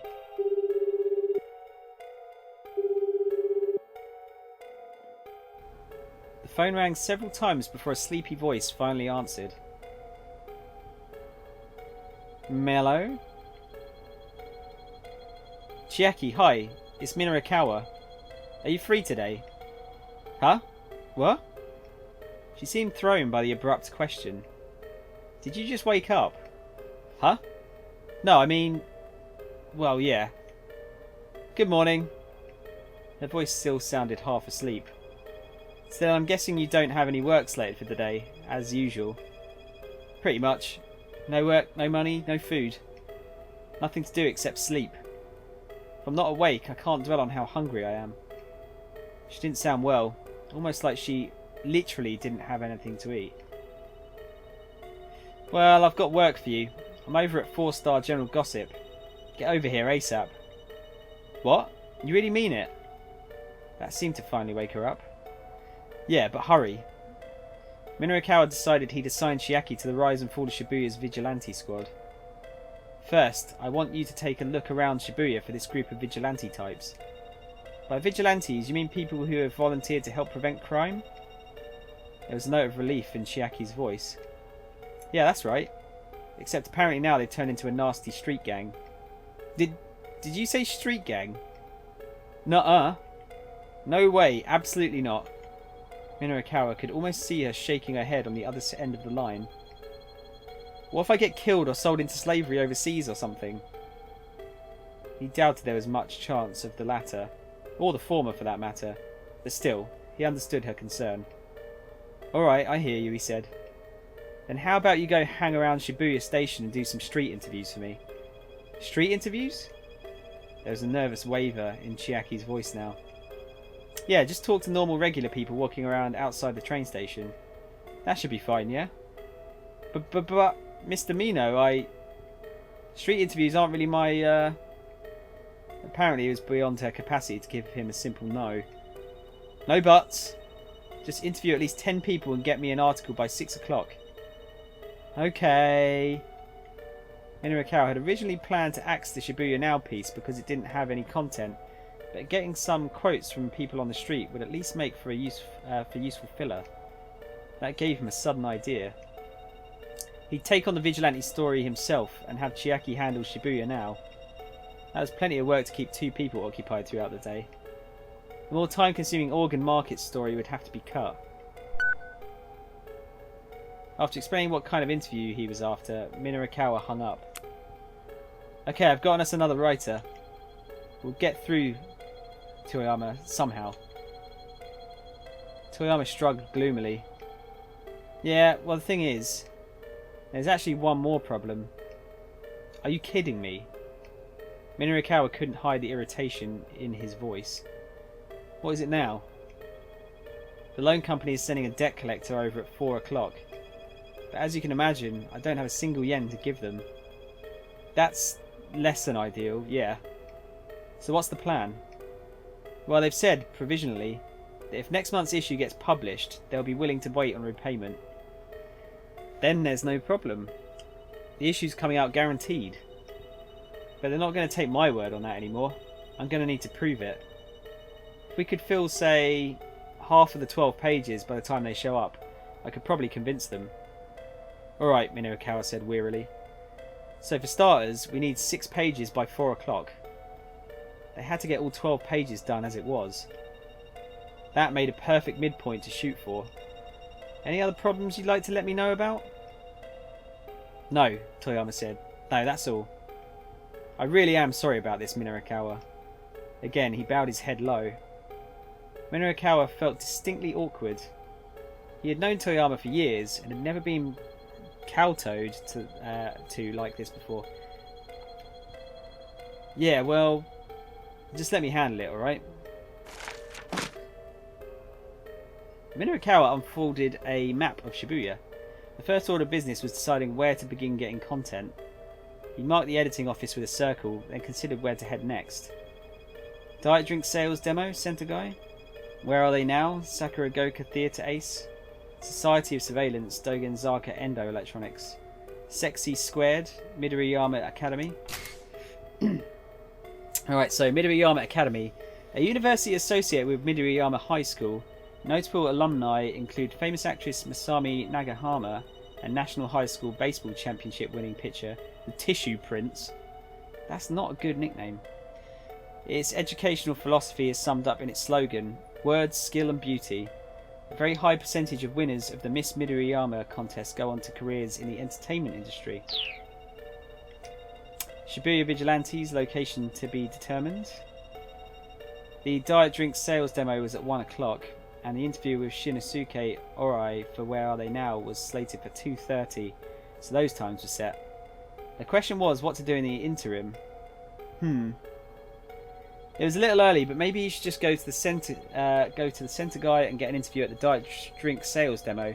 It was a bit of a hike, but maybe he could go to Dogenzaka and check out Endo Electronics. What do you reckon? I think B. I don't think we should go early to the drinks demo, because I think that might be a waste of time. Fuck me. I'm actually like kind of surprised at how long this game seems like it's going to be. Because I'm guessing by that, we're going to have to at least get up to like 8 o'clock or something. You reckon B as well, Woo? Okay, we'll do that in a sec.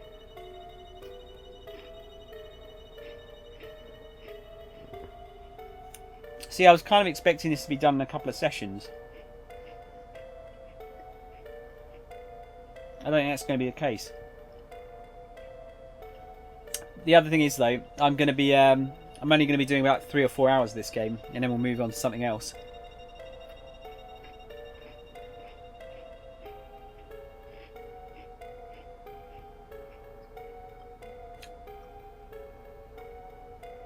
Because I'm not sure my poor voice can put up with speaking non-stop for 6 hours. Nor do I think you guys want to see 6 hours of this. I think this is one of those games that's better in like shorter bursts.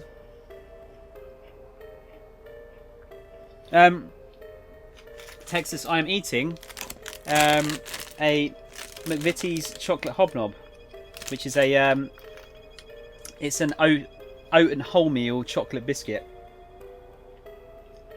They're very nice. It's a dark chocolate one as well, so it's probably slightly better for you.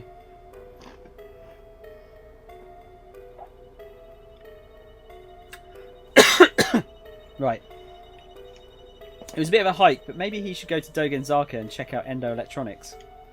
Yeah, that should give him what he needed to put together the Society of Surveillance piece. Okay, I'm heading out. And don't even think about doing anything else stupid while I'm gone. Got it? Minorukawa hustled out of the editing office, hoping Toyama would take his admonition to heart.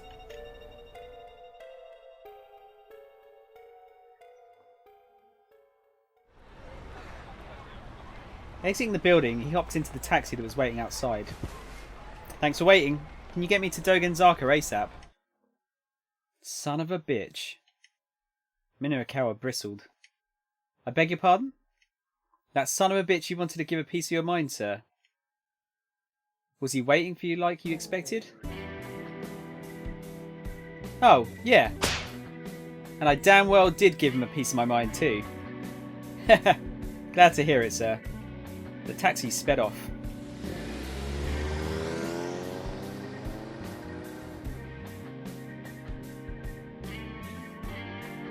Minorukawa pulled out the proposal and looked it over again. The idea for the surveillance story revolved around the claim that hidden cameras had been installed throughout Shibuya's shopping districts, upwards of 500 of them. Supposedly, these had eliminated lots of blind spots and the crime rate in the area had dropped significantly. The cameras were managed by Daisuke Endo, the owner of Endo Electronics, and chairman of the local downtown committee. That was Minorukawa's first mission then. He needed to get this guy's story. Scanning the side of the road, Minorukawa finally spotted a rundown electronics shop. The sign out front, which read like it may fall off at any moment, read Endo Electronics. Right here's fine. The taxi stopped and Minorukawa pulled a 10,000 yen bill from his wallet. Keep the change, he said. What? Look, don't sweat it. The name's Minoru Minorukawa and I'm a freelance writer. I care about two things, what's real and what's true. There's real worth to what you've done for me. I keep thinking he's going to say objection when he's making that motion. That there's a token of my appreciation. It's not much, but please take it. Minorikawa slid out of the taxi and headed for the electronics store.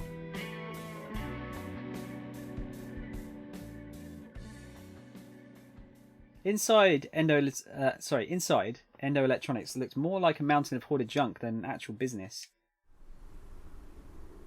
Towering piles of ancient appliances stretched toward the ceiling.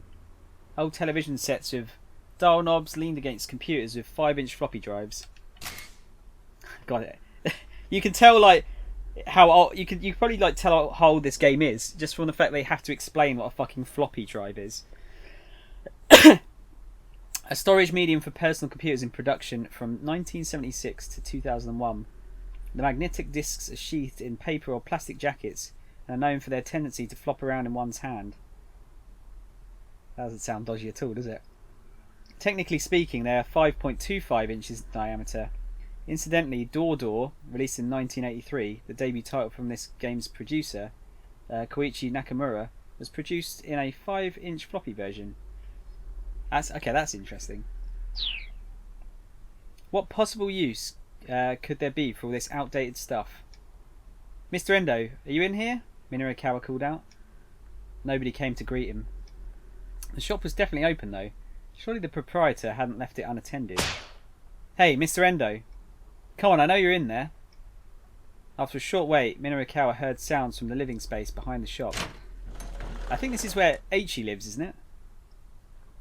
A door opened to reveal a tired-looking middle-aged man. Yeah? What do you want?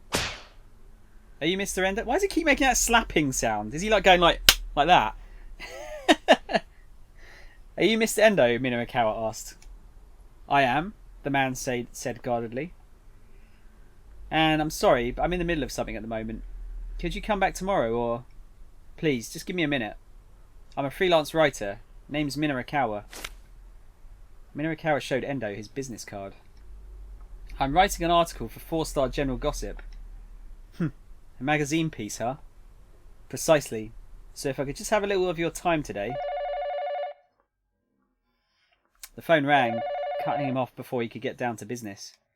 I'm sorry, you'll have to excuse me for a moment. Endo reached into the clutter and pulled out a telephone. Hello? Endo Electronics? The proprietor listened for a moment, then raised an eyebrow. Yeah, that's a problem, alright. Alright, understood. I'll try and get a hold of the customer then. Endo set the receiver back down. What was that all about? Minorikawa asked. Oh, yesterday I sold a dry ice machine, and the manufacturer just called to let me know the model is defective. Defective? Apparently once it starts making dry ice, it won't stop. I need to tell the customer I have to recall the machine and refund their deposit. Please, give me a moment. Endo sifted through some sales slips, read a number off of one and made a phone call.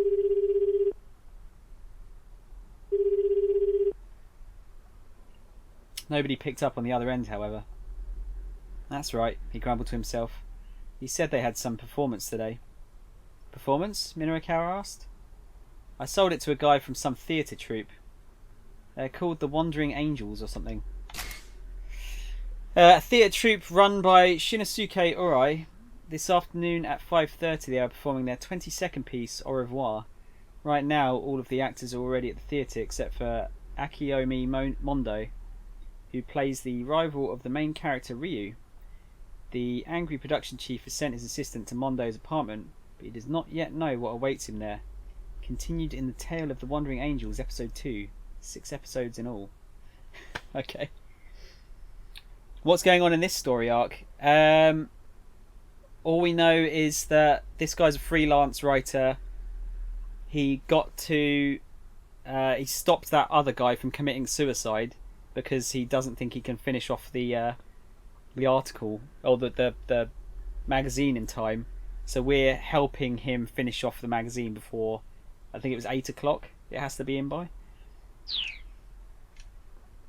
The Wandering Angels? That was Shinosuke Orai's theatre troupe.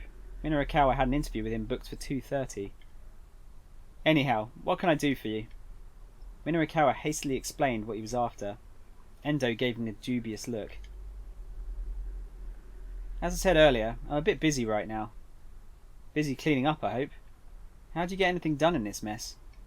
Why, Are you this rude to all your interview subjects? 5 minutes. Just give me 5 minutes of your time, please.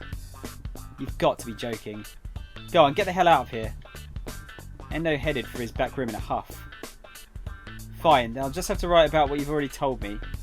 Namely, that Endo Electronics sells defective merchandise.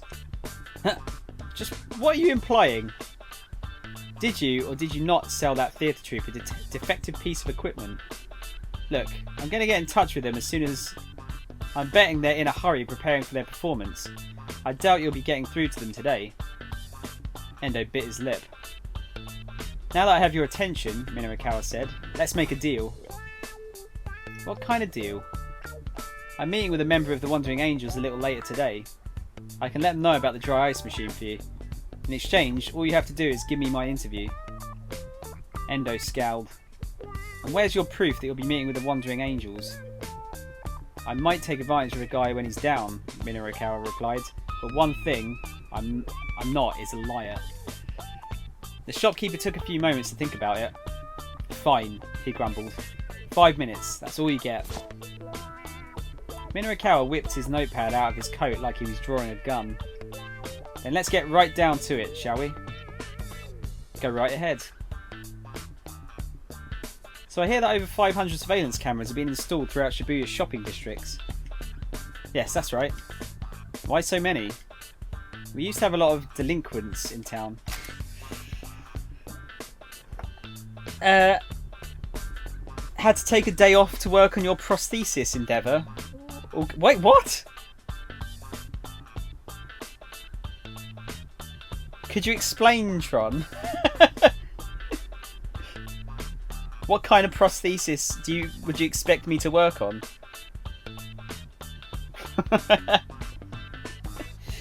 How are you, dude? You're right. Young people, so delinquents, just in case you don't know what a delinquent is, young people who act rowdy or cause trouble, often at arcades or convenience store parking lots, and who frequently resort to petty theft and other mischief. Also referred to in more outdated terms as ruffians or hoodlums. Oh, you fucking cunt. I totally forgot about the fucking Dr. Octopus shit. For fuck's sake. I actually have, I wouldn't say a friend, because I don't know her very well, but an acquaintance that made a Dr. Octopus costume with the proper arms and everything. I'll have to find it at some point, and I'll ask her permission and see if she minds if I show the costumes to you guys. Endo said the word with marked distaste. Oh yeah, I remember there being some problem kids around. They were real punks. They vandalised my signs, made a mess of my storehouse. They were just awful. I see. Minorikawa scribbled diligently in his notepad.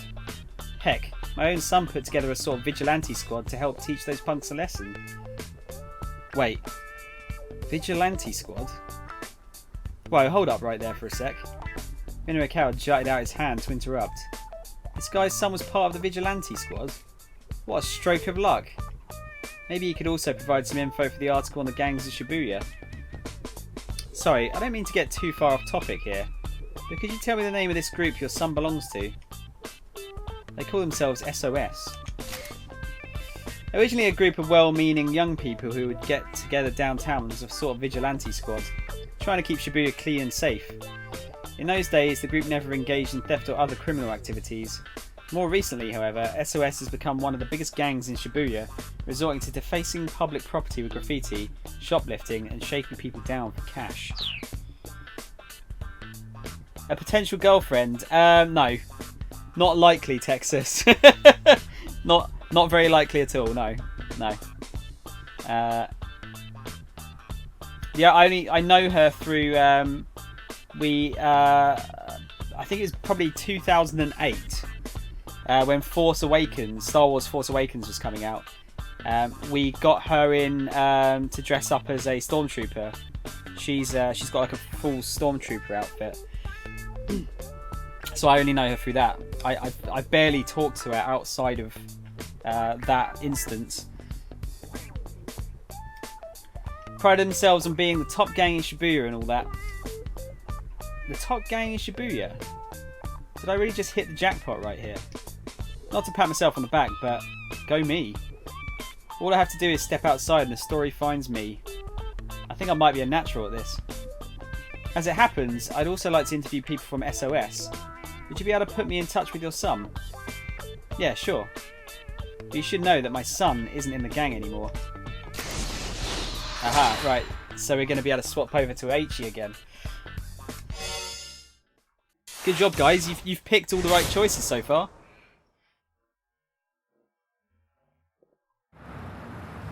Right, so we're back here again. Hitomi, look. There it was.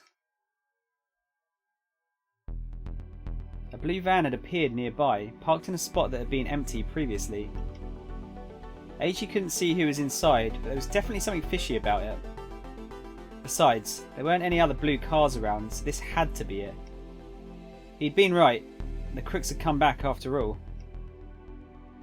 I'm going to go take a quick look, Aichi said. You wait here. But before he could carry out his plan, Hitomi jumped to her feet. Without a word, she rushed towards the van. Hold on, I said. Sorry, hold on. I said wait. She wasn't slowing down. Aichi caught hold of her arm. Wait. This could be dangerous. What if the kidnapper's in there? And what if my sister's in there? I have to go help her. Aichi knew full well what it was like to be impulsive. But this was one situation where cooler heads would have to prevail. We can't just hang out here, she insisted. What if the car takes off again? That's why I said I was going to go take a look first. Isn't that dangerous? What if they do something to my sister because some random guy comes snooping around? Oh, huh. Yeah, you got a point. The fuck is this? This looks like a low-budget CDI title. Dude, nothing is like... How can you... That's like the rudest thing you could ever say, a low-budget CDI title. If anything, it looks like a high-budget CDI title. It's it's a visual novel, but we're taking control of like 5 different characters' stories, and to unlock more of a certain story of one character, you have to go and get a certain way through another character's. So because we found out that Endo is Aichi's, this character's father, we've managed to kind of progress his story a bit more. Hey, I streamed off Yakuza 0 on my PS4 the other day. Did the comments cut off during cutscenes? What do you mean the comments?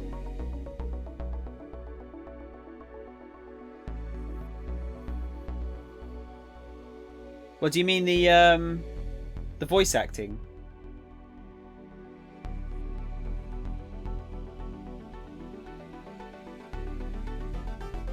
Aichi thought as fast as he could. The criminal told Hitomi to get into the van. There had to be some specific reason for that. What if they were planning to abduct her as well? Whatever the case, he couldn't just let her go.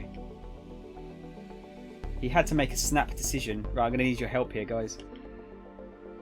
Look, just let me go first. I don't want to put you at any risk. Or, okay, let's go together then. Does that work for you? What do you reckon?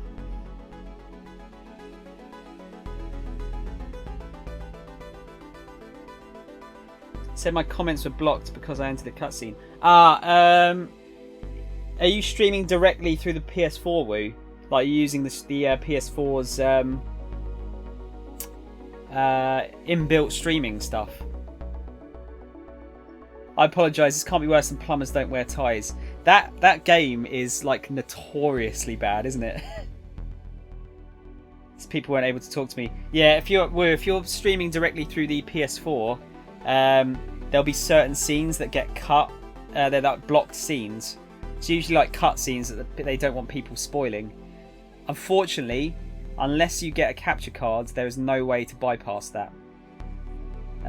Because it's just built into the PlayStation 4.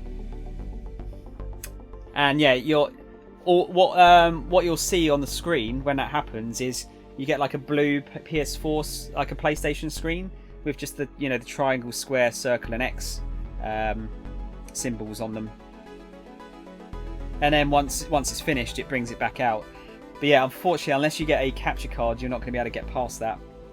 It's a pain in the arse. It really is. Tron, have you played Plumbers Don't Wear Ties then? I'm just surprised anyone remembers what a fucking CDI is. Terrible machine. And you said B. We'll go for B then. Okay, let's go together then. Does that work for you? Please, we have no idea who or what we might run into. Itomi gave a slight nod. Alright, she said. But let me go first and you follow, okay? Got it, Eiichi replied. Eiichi waited as Hitomi started walking and followed her at a distance so it wouldn't look like they were together. She headed straight for the van. Two men got out of the car, neither of them Japanese. The guy on the left is quite clearly Japanese. Eiichi picked up his pace in case he needed to close the distance fast. One of the men approached Hitomi and said something to her. She gave an affirming nod. Suddenly, the two men grabbed her from either side. They dragged her to the van and shoved her into the back seat. Eiichi broke into a sprint. Of course it was a trap. He couldn't guess what their whole plan was, but kidnapping Hitomi was obviously part of it. But before he could reach the vehicle, the doors slid shut. The van sped off an instant later. Eiichi raced after it. He ran as hard as he could, thinking of nothing else. He couldn't give up now. Couldn't let things end like this. He'd made a promise. No quitting halfway. And no turning his back on someone in trouble. But the car kept getting further and further away. Before long it was just a blue speck that vanished into the cityscape. No! Bad end? Eiichi never saw Hitomi again. That's about as bad end as you can possibly get there, isn't it? No, I saw a review from Angry Video Game Nerd years ago. Yeah, that's where I first saw it as well, dude. But no, yeah, CDI, terrible machine. The original controller you got with it was basically like a TV remote with a joystick built into it. It was awful. It was really bad. And even the one, the actual controller, like the normal shaped controller, was bloody terrible as well. And I barely had any good games on it. It is notorious for having the worst Zelda games though. And a really fucking terrible Mario game as well. Eiichi did try to warn Hitomi that checking out the van by herself was dangerous. And oh, look, she got herself kidnapped. Maybe he should have put his foot down and checked on things himself first. Okay, right, so we can go back to... We'll go back to that decision and pick the other one. We should be able to get it to go in a different direction. My meeting's over. Have a great rest of the day. Texas, thanks, honestly, thank you for stopping and watching a game you don't enjoy. Have a good rest of the day, and yeah, hopefully you'll be back when I'm playing something a bit more interesting for you. Okay, so we need to... Which one is it? Is it this one, I think? Oh no, it's this one. Okay.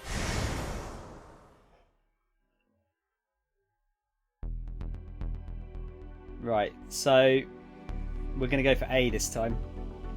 Look, just let me go first. I don't want to put you at any risk.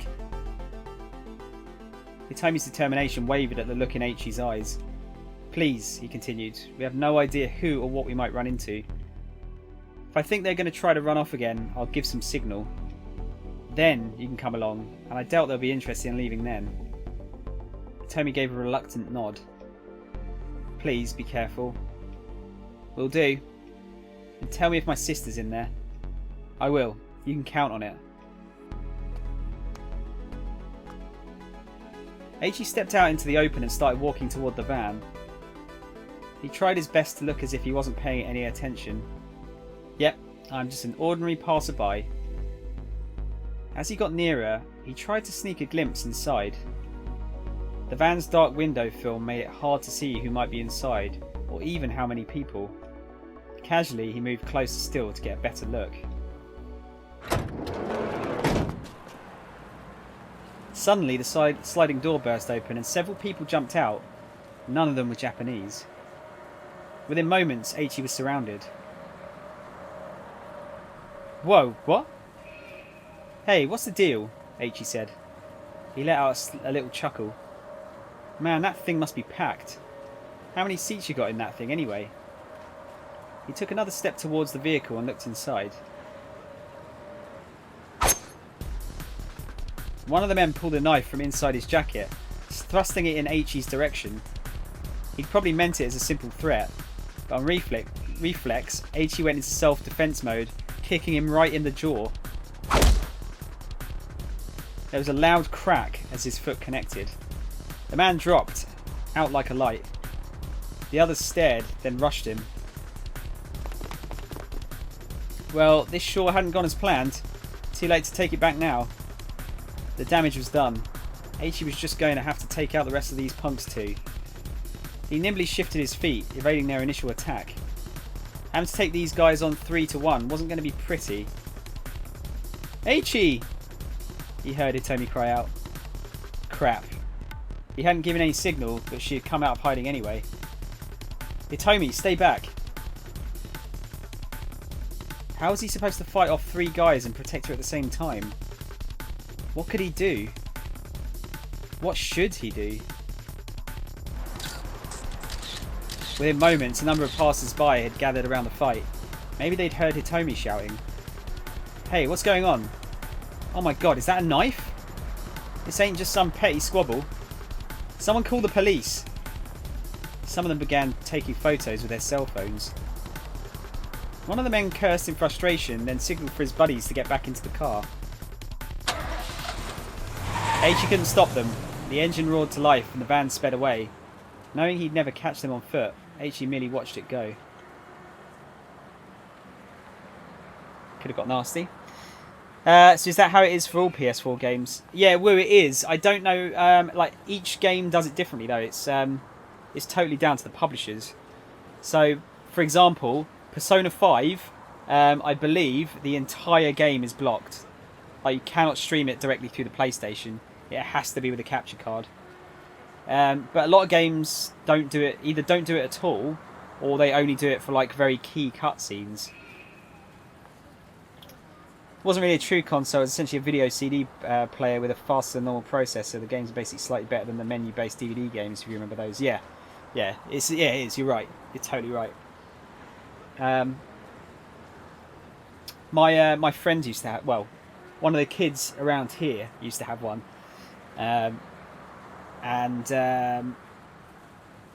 used to go around his house to sort of play it because I was just intrigued by something that played CDs at the time. Because we were all still very much like Mega Drive and Super Nintendo fans, and even back then I was like, "Wow, this is dog shit." I didn't actually say that because I was like, 7, and you weren't allowed to swear. But I remember playing like a really, really, really terrible version of Micro Machines on the CDI. It was so slow. It was just the worst, and it just controlled really badly as well. Mainly because of that stupid controller. But yeah, compared to the Mega Drive Mega Drive Micro Machines, it was like the worst ever. How do you fuck that up so badly? But yeah, you're right. It was more of a video CD player, wasn't it? I mean, it was like it had a lot of educational games on it. He'd failed. This was his fault, all of it. Eiichi bit his lip hard. How could he possibly face Hitomi now? Eiichi. Hitomi's voice was hollow, empty. Eiichi stared down at his feet like a scolded child. I'm sorry, I didn't see whether your sister was in there or not. I see. The words, so simple and matter of fact, stung him to the heart. I'm so sorry. But Hitomi simply shook her head. The fact that she wasn't even cheering him out made him feel all the worse. I know I messed up, but He was going to say I'll make up for it. Somehow. But he froze with fear at what he saw next. Jesus Christ. Across the street, staring at them, was the man with the cane. Hitomi, it's him. They had to get out of here. He grabbed Hitomi by the hand and bolted down Dogenzaka. The assassin followed, staying on his side of the road. Eiichi wasn't sure what to do. Should they try heading into the alleys and side streets again? No, it was more dangerous to head someplace where there'd been fewer witnesses.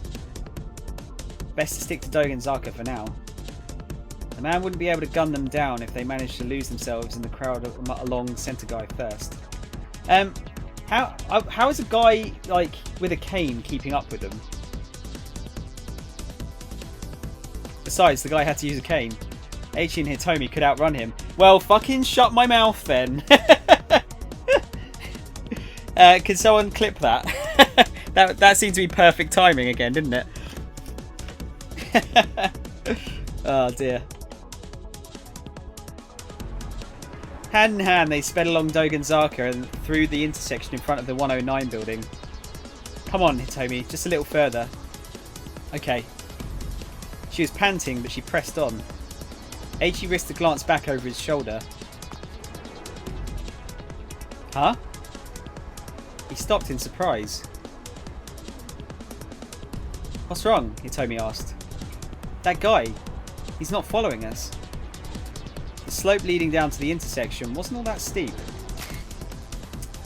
Several plainclothes detectives have been hiding amidst the crowds in the intersection as part of the kidnapping stakeout.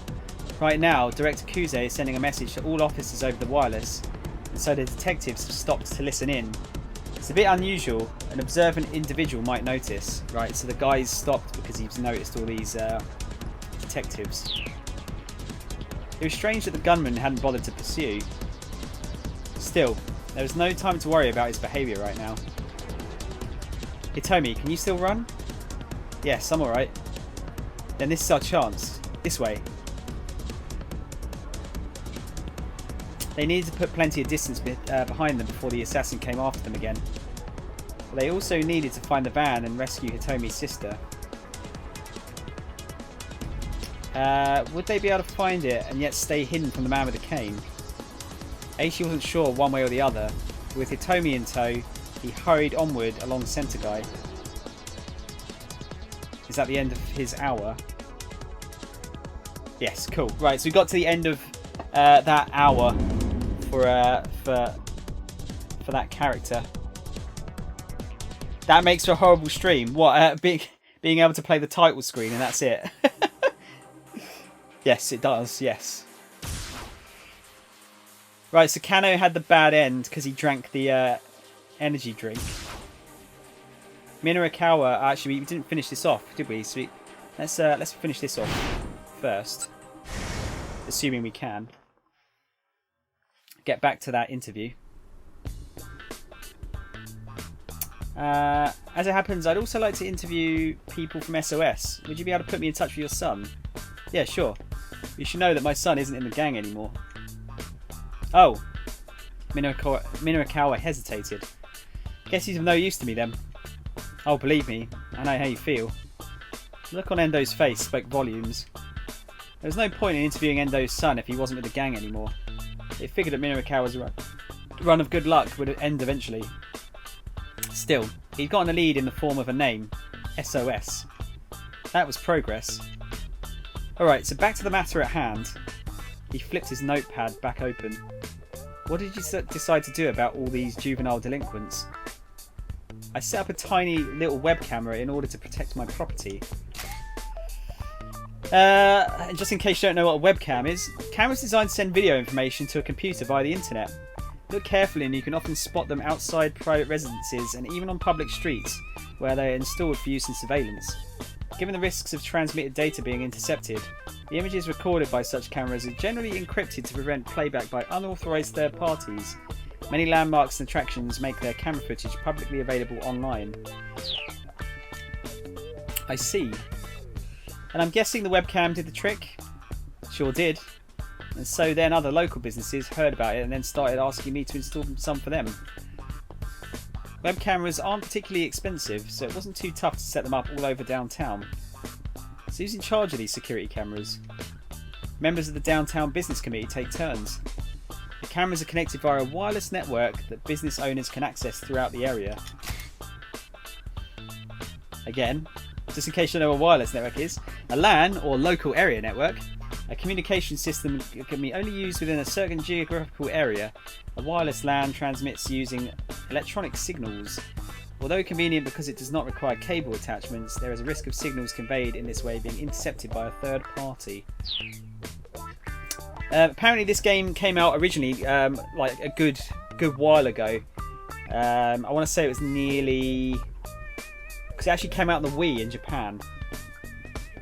I think it was like maybe 2009, 2010 or something. How's your security for this wireless network? Oh, no problems on that front. Endo seems surprised at the question. All of the footage sent over the network is fully encrypted. Encryption is the process of encoding data so that it is indecipherable by a third party.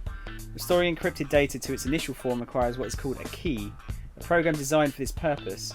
There are two main types of such cryptographic systems. Secret key crypto systems use the same key for both encryption and decryption, and public key crypto systems use a public key to encrypt the data but require a private key known by the recipient in order to decrypt. But still, people can't feel too good about being recorded on camera without their knowledge, don't you think? Minorikawa asked. The shopkeeper's expression darkened. We hope to strike a balance between crime prevention and protecting individual privacy. And who determines what that balance is? Minorikawa let a note of challenge slip into his voice. That would be me. I've been entrusted with the management of the security cameras. This fucking cheeky grin here. I see. So essentially you're providing your own moral oversight. Are you implying that I'm abusing my authority? Endo shot back. I'm doing this in the name of public order. Right, you've had your 5 minutes. Now get out of here. The shopkeeper stood up and headed into the back. I'll be sure to let the Wandering Angels know about the dry ice machine. Minorikawa hollowed at the closing door. Oh, we're carrying on with this. Oh, there's a couple of Wandering Angels things. Okay. When Akiyomi Mondo didn't show up at the theatre at the meet-up time, production assistant Yukio Tezuka went to call on him at his apartment. Upon arriving, Tezuka found that the place had been staked out by debt collectors. Mondo had borrowed 300,000 yen and they wouldn't leave his home until he paid up. It looked like the only way to save Mondo was to give the debt collectors the operating funds for the theatre. But before Tezuka could head back to relay this news, the props master, Shinichi Bando, showed up. Endo didn't reply.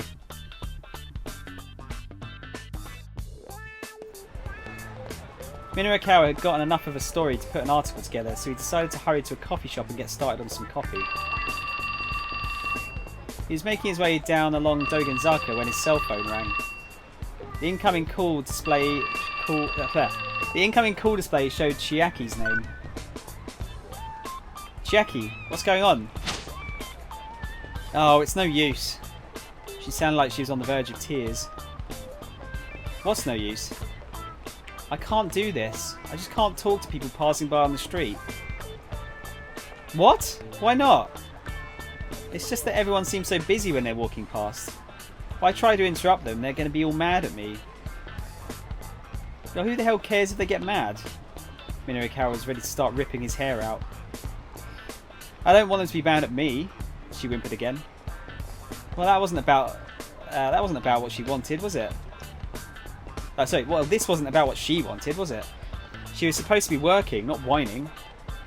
Look, Chiaki, you need to get me those interviews, period. Do I make myself clear? He hung up before she could squeeze in an objection. Damn it, Minorikawa muttered. Just what I needed. One more thing to worry about. I'm losing the ability to speak now, it seems.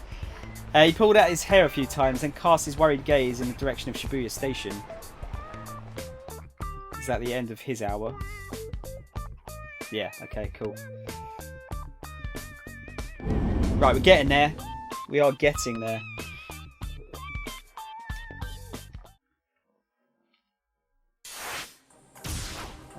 So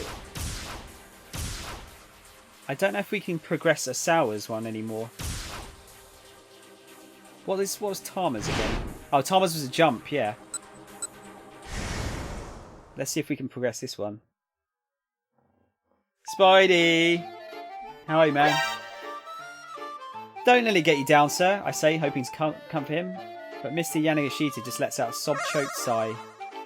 Thanks for the host, dude. I try again. It'll be okay. Whether or not it does help, it helps you lose weight. It is spicy and it does make you sweat. I'm not sure I follow, Cheery says. How much are you selling those bottles for, boss? 15,000 yen per bottle. Selling all 300 bottles would yield proceeds of 4.5 million yen after deducting expenses such as the cost of the product, rental fee for the venue, pay for the part-timers and printing flyers. This yields a net profit of roughly 2.5 million yen. It's doubtful that anyone would pay 15,000 yen for a single small bottle, but you never know. There could be a few housewives or young women out there who'd fork out that much in the name of weight loss. A terrifying thought. Hang on a minute. We were giving these bottles out for free on the street earlier. I'm tired of your shit. You don't even do any funny voices when reading. Ridiculous. You do realise how many characters there are in this, and how impossible it would be to keep track of who is who. If I had like 5 people here with me, each taking the voice of a certain character, then it'd probably work. What? Cherry's jaw practically hits the floor. Mine does the same. No way. Nuh-uh. No freaking way. Calling that price point absurd wouldn't begin to do it justice. Well, look.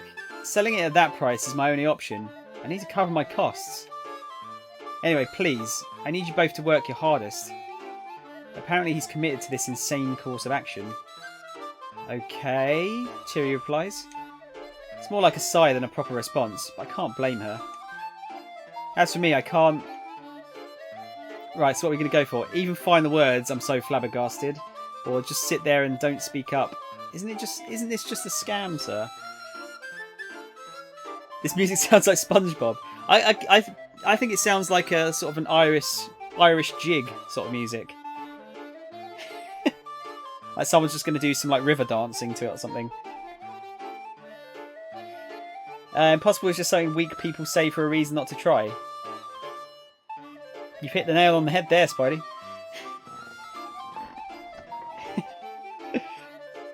What do you reckon, A or B?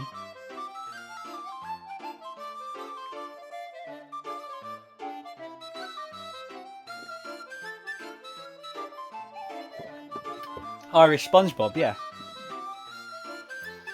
I figure what I'll probably try and do is, if I get this hour done, I think that might be the best way to do do a playthrough of this game. Is just to do an hour each time and then move on to the second game.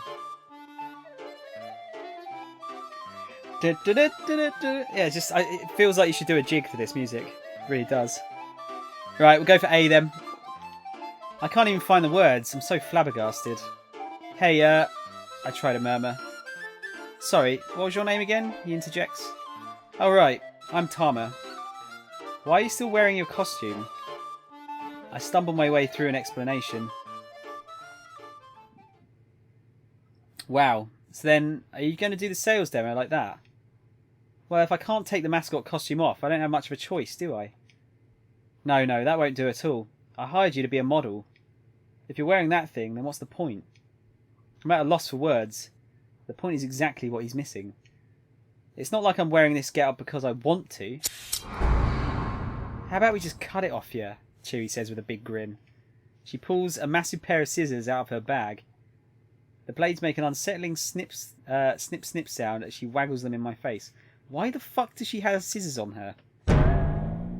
Whoa, no you can't do that, Yanagashita exclaims. That suit's a rental. I don't want to have to reimburse them for the thing.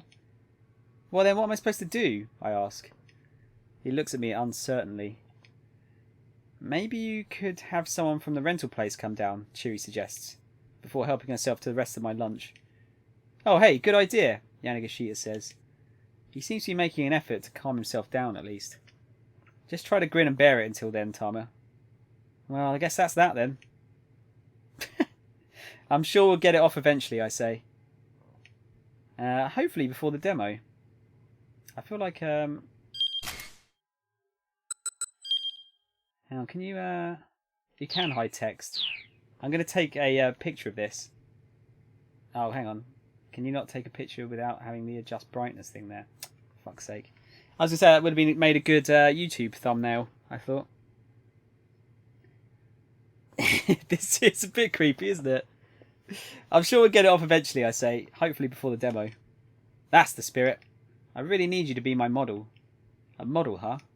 It's flattering, but I can't help but wonder, would I be any good at that?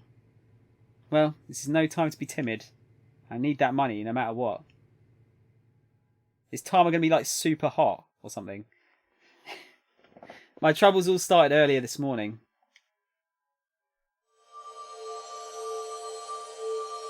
I was at a knick-knack shop on Centerguy.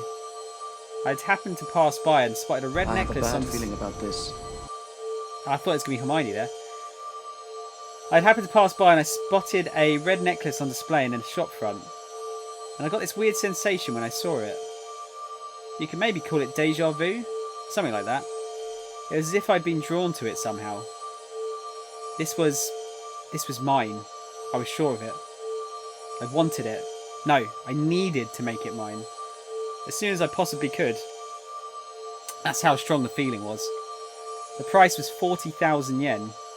I checked my wallet repeatedly, but I only had 20,000 on me. Nonetheless, I needed to have it. There was just one question. How? Somehow I managed to drag myself away from the shop. Just a few minutes later, I ran into Mr. Yanagashita. Hey, a voice said out of nowhere. If you want, I can pay you 10,000 for a day's work. I found myself staring at this frumpy middle-aged man who was handing me his business card. Managing Director Junichi Yanagashita, Yamato Health Foods Co. Limited. Oh god. Terrifying. I'm in a real bind here. Need some extra help. Would you mind coming with me? I'm begging you, just one day. He seemed pretty sketchy. As much as I needed money for that necklace, I wasn't going anywhere with some random weirdo. I ignored him and tried to just walk off. Sorry. Please. Please! Yanagashita grabbed me by the hand. Watch it, pal, I snapped. Hands off or I start shouting for help. Please, it's not like that. Just hear me out. Look, I'm in a hurry. Please. Please. Knock it off. I spun forcefully away from him, yanking my hand from his grip. Oof. Yanagashita whirled through the air and fell into the bushes. Whoa, where'd that come from? He gasped. His eyes were wide as saucers. You a martial artist or something? No, I think that was just a fluke. The truth was, I was surprised myself at how well I'd pulled off that escape move. Oh, okay then. Look, I'm sorry. Can you give me a hand? No way. No, I mean, give me your hand. My hip's killing me here. Ah, ow, ow, ow, ow, ow, ow. I guess the least I could do was help the guy get to his feet. Look, why are you hounding me so much? Please don't be angry. The moment I saw you, I just felt it. You're the only person who can possibly do this job for me. I let out a sigh, but my interest was admittedly piqued. What kind of job? I need a sales rep for a health supplement. I want you to do PR as a dieting success story for my product. Just look at you. You have the body of an actress. Sales are going to go through the roof. Well, it was hard to feel too offended when he told me that. The job didn't seem as fishy as I'd initially suspected. Alright, maybe I'm interested, I said. There's just one thing. Yeah? Whatever it is, I'm sure I can handle it. I need 20,000 yen as soon as possible. So if the day only pays 10,000 yen... Alright then. If you can sell 100 bottles at our sales event, I'll throw in another 10,000 as a bonus. How's that sound? I certainly couldn't think of any other way I was going to earn 20,000 yen in a single day. This might be exactly the break I needed. You've got a deal. You have my services for the day, I said, bowing my head. Yes!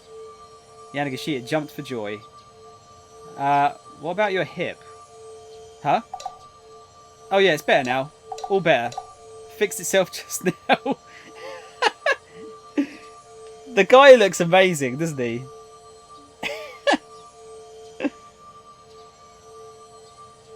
Yagashita bowed deeply as I gave him a dubious look. Look, I'm sorry, he added hurriedly. I wasn't trying to pull a fast one on you, honest. I was just scouting for talent and I saw you and, well, was trusting this guy really the best idea? I was starting to worry, just a little, about whether he'd actually pay up. Look, I've staked everything on this sales demo later today, he went on. This is the make or break opportunity of a lifetime. Sure. I'll be honest with you, I'm in a ton of debt. 2 million yen. 2 million. Yanagashita's tone had taken on a feverish intensity. If I don't pay it back by the end of the day, then boy howdy am I up the creek without a paddle. How did you even get into a situation like that, I asked. He gazed skyward, a far-off look in his eyes. Because even if he knows he has no chance of winning, sometimes a man just has to stand and fight. But I guess a girl like you wouldn't understand. He laughed and smiled at his own words, but he was right. I sure as heck didn't understand it in the slightest. Anyway, real quick, could you put this on? Mr. Yanagashita briskly rummaged through his bindle, then thrust a cat costume out toward me. What? Here? Yeah. Before the sales event, you got to hand out some samples. The job's already started, you know. The burning hammer in the sample bottles is cut 10 parts to 1 with water. Even so, it is intensely spicy, and drinking it on an empty stomach is sure to cause gastrointestinal distress, or even make the drinker black out. It's hard to believe that a sample of something so dangerous would win over any customers. But you never know, there could be housewives or young women out there who'd accept such a risk in the name of weight loss. Another terrifying thought. That explains the question about him giving out all of the stuff for free then. He's going to spray some activator juice in his hair. What's activator juice? And yeah, no, it's he's just got a full-on afro. I can't tell if it's a wig or not. And with that, Mr. Yanagashita went about getting me into the mascot suit.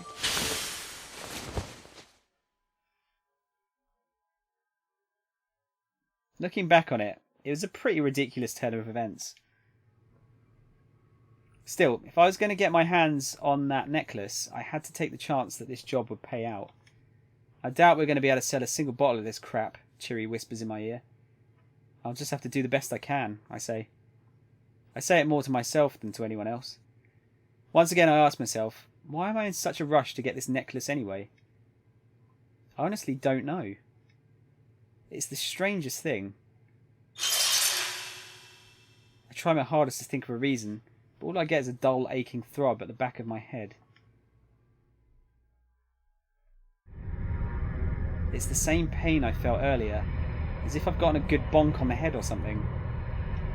Why is it the creepy sounds all of a sudden? Right, okay, so that's the end of that one. And then we've got one more character. No, two more characters, I think, till the end of this hour. Yes, Eiichi's done. Kano's bad end, and Osawa. I wonder if we can progress Osawa's one more.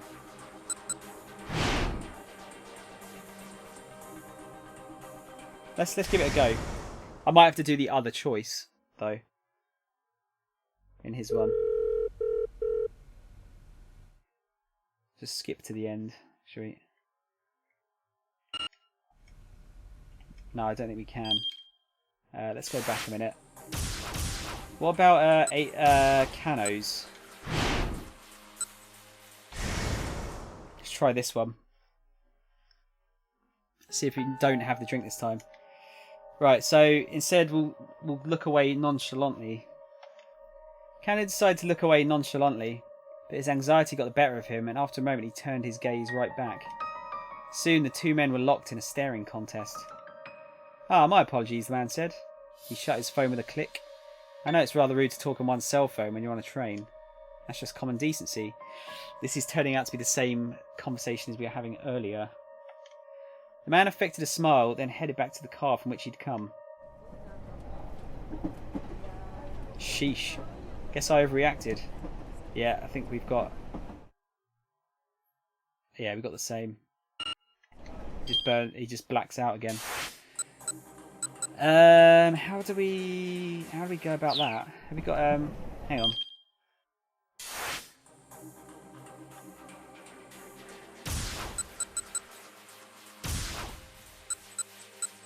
Maybe it was this choice. See if this makes a difference. Give me just a second, so I'll hurriedly close the mail program. Even if this was nothing more than some sick prank, it wasn't anything he wanted his family to see. Especially not I. Alright, come in. But Osawa turned to see that I had already let herself into the study. The sharp sting of her perfume made him scrunch up his face for a moment. Have you reconsidered the whole America thing? She asked. This again? Osawa suddenly thought. Oh, God. This again, Osawa thought sullenly to himself. Please, he said. Can we not discuss this right now? If not now, then when? You know this isn't a decision to just make on your own. I think this is all the same stuff again. Yeah, hang on. Let's see if I can skip through these.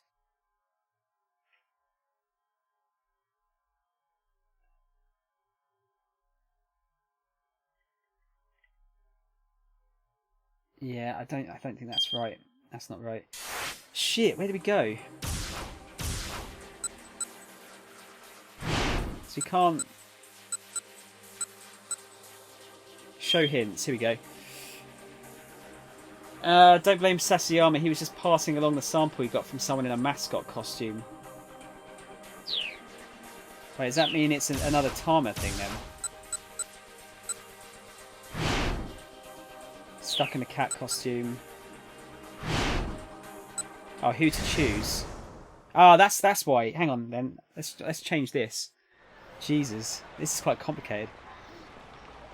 Right, so instead of... So yeah, that's the guy dressed up as the hobo that gave us the drink. So we're going to have to try and give it to this other chap instead. In the 80s, there was a hairstyle that black people wore called jerry curls. They permed their hair and curled it into little shiny curls. They spray an oily substance called activator to keep it shiny looking. Oh, okay.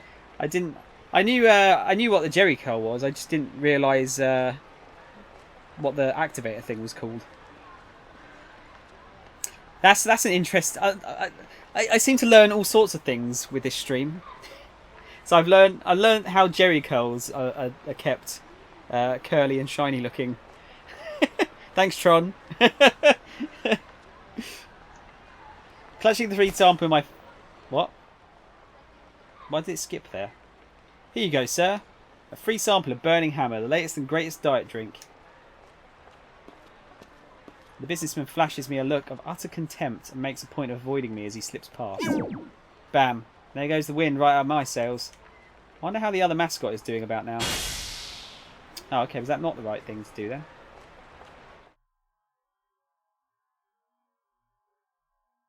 It doesn't look like it is.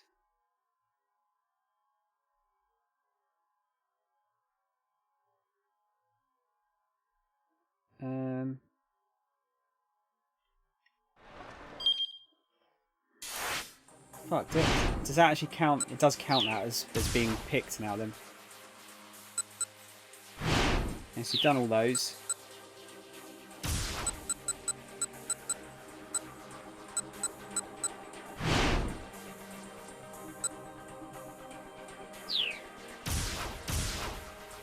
I'm a bit stuck now. Shiny hair is cool. I never really got like I don't think I could pull off like a slick hair look somehow. I don't think it would work for me. Learning about cultural diversity, yeah, basically, yeah. I'll probably forget immediately once the stream's over, but what the fuck do I do here?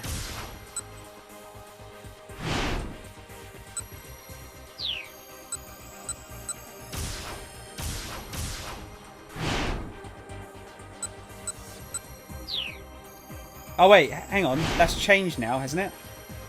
Look, there's no bad end underneath. Oh right, yeah, because we didn't give, even though that choice didn't actually, we didn't give him anything. It means we didn't give the other guy the drink. Right. Okay. Right. So let's skip through this. We'll get to the right bit. There you go. Right.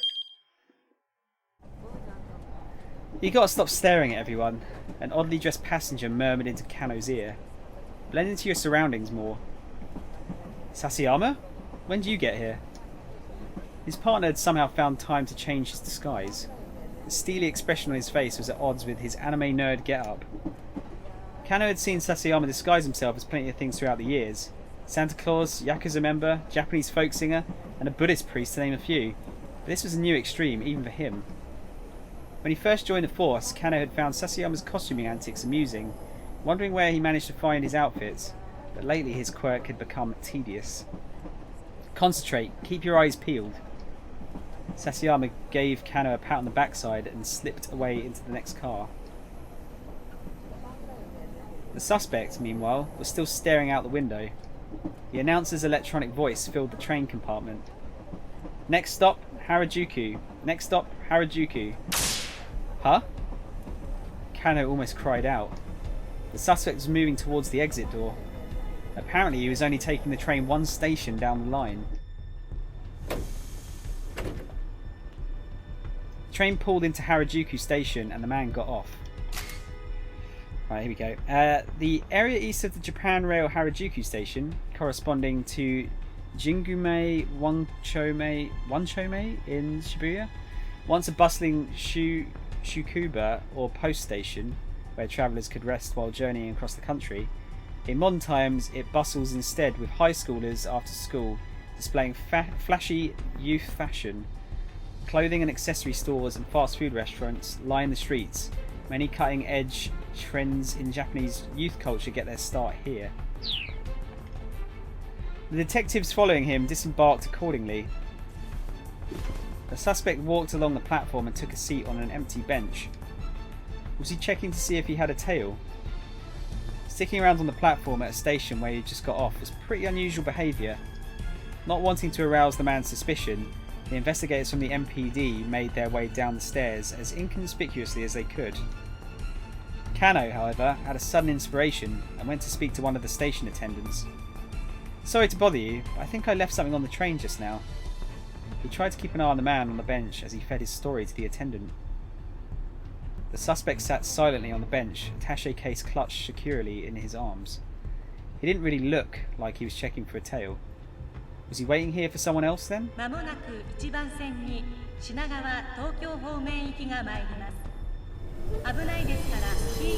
Before long, a train heading counterclockwise around the loop arrived. The man rose from the bench and stepped up to the boarding area. Wait, what the heck? If this guy got on the counterclockwise train, wouldn't that just take him right back to Shibuya station? The man boarded the train. Kano had no choice but to follow suit. Was this guy playing them? The suspect got off once the train reached Shibuya. All he'd done was go to Harajuku and come right back. Kano reported into Kuze. The suspect has returned to Shibuya station. Acknowledged. Keep tailing him. Kano felt himself growing increasingly paranoid. This criminal organisation didn't seem too keen on getting away. And here was HQ giving these guys free rein. Something was off. He was sure of that. As he tailed the mark, Kano took out his phone. What were Tateno's instincts about the case right now? If the senior detective had any advice, Kano would love to hear it.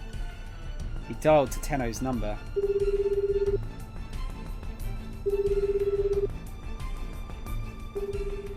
The line rang a few times, but nobody picked up. Probably he was too busy seeing to Hitomi's safety. Kano felt bewildered. They'd been letting the suspect lead them around for over an hour now. During an abduction case, you generally didn't update the victim's family on any developments in case they tried to interfere. Kano could only imagine what the Osawa family was going through right now. After a short walk from Shibuya station, the attaché case was handed off yet again. This time the recipient was a tall, dark-skinned man. Again, the Shibuya-based task force split into 2 groups in order to tail both suspects. Kano stuck with the man who had the case. As the previous man had done, the newest suspect wandered around Dogenzaka for a while. Repeatedly looping around and around the same locations was a weirdly roundabout way to make a series of handoffs. Excuse me, detective.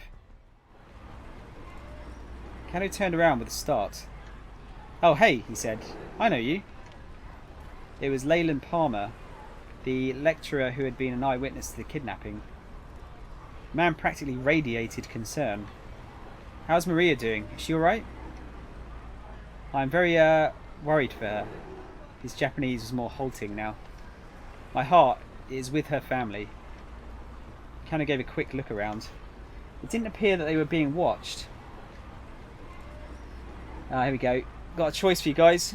Oh Jesus, what? Spidey, like writing an essay here. Maybe Palmer knew more than he told the police earlier. Kano talk to him now, he might get some additional clues. Or B, if the syndicate spots us, my cover's blown. We're hosed. Can't stick around like this. I'm thinking A, but what do you guys think? Oh god, what are you posting here? Fun fact, since you like knowledge so much, every baby grows a mustache when in the womb. This then grows to cover the entire body. The baby then eats the thin hair called lanugo and then poops it out when being born. What the fuck, Spidey? What are you talking about? Another fun fact is that researchers accidentally killed the world's oldest animal in 2006. Ming the clown was 507 years old when researchers opened it up to see how old it was.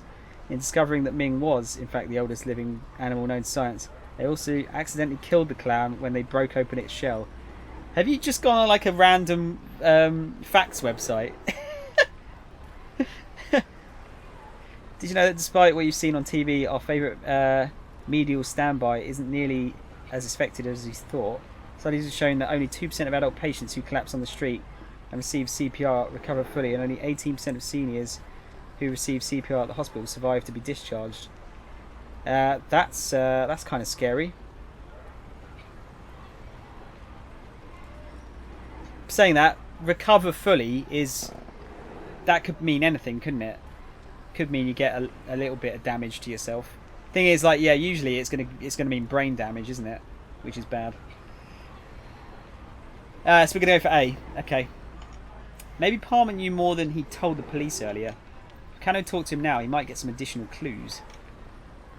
Actually, Leyland, do you mind if I ask you a few more questions about the party where the kidnapping occurred? Leyland squared his shoulders. No, please, ask anything.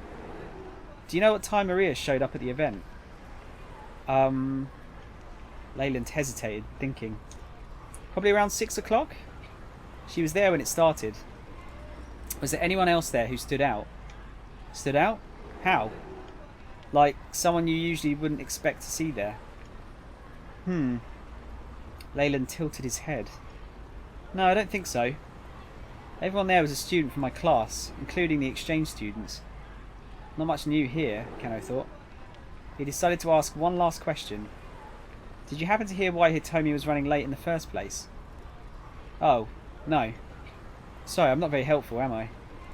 Leyland dipped his head in apology. It's alright. Thank you for your cooperation. Please, help Maria. I will.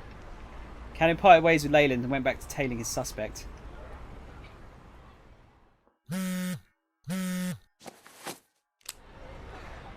He pulled his phone from his pocket. It was Rumi again. It was weird that she'd called twice when she knew he was in the middle of something important. Something happened while she was waiting at the cafe with Shizuo. Kano picked up hurriedly. What's the matter? What's the matter? You know what the matter is. Rather than Rumi's soft soprano, it was a threatening masculine voice that came over the phone. Uh-oh. Kano felt his whole body stiffen with dread. Is this my father-in-law speaking? It's not your father-in-law yet, dude. Don't remember being anyone's father-in-law. The speaker's tone was firm and flat. No, I know, I just, kind of found himself at a loss for words. So you're dating my daughter, huh? Sir, yes, sir. Kano barely squeaked out his reply. Thinking about getting married? Yes, sir. And speaking of which, I'd love the chance to sit down and have a nice long... And how long are you going to keep me waiting? Hurry up and get your ass over here. Oh, how very much Kano wished he could do exactly that. Sir, I would, but forget it. The words came out in an angry huff. You can't have her. Goodbye. What? Sir, please wait. As Kano cried in desperation, he heard Rumi's voice on the other end of the line. Dad, you can't just use my phone like that. You were taking too long in the bathroom. Give it back. Rumi? Kano tried and failed to keep the heartbreak out of his voice. Sweetie, what's wrong? Your father just said he doesn't want us getting married. What? Dad. What did you say to my boyfriend? Listen to you. Calling that boy little pet names and whatnot. I think you're a little too attached. Daddy, you haven't even met him yet. That's why I told you to have him come see me. How long is he going to make me wait? Kano listened as the two argued on the other end of the phone. The phone must be lying somewhere between them. Could this get any more awkward? Rumi, I'm sorry, Kano shouted apologetically into the mouthpiece. Oh my god, what are you doing here? This is all my fault. Please, you don't have to fight like this. The phone clattered as Rumi scrambled to bring it to her cheek. No, I'm the one who should be sorry. Sorry for what? It was Shizuo again, grumbling in the background. You have nothing to apologise for. I'll deal with my father, Rumi said hastily. You just focus on work, sweetie. I know you're in the middle of something really important. Thanks, Rumi. Kano was legitimately touched. I'll do my best. Kano hung up and went back to the task at hand, more determined than ever. Poor Kano. Right, what have you been writing here, Spidey? Is this more interesting facts? Are you giving me sad facts now?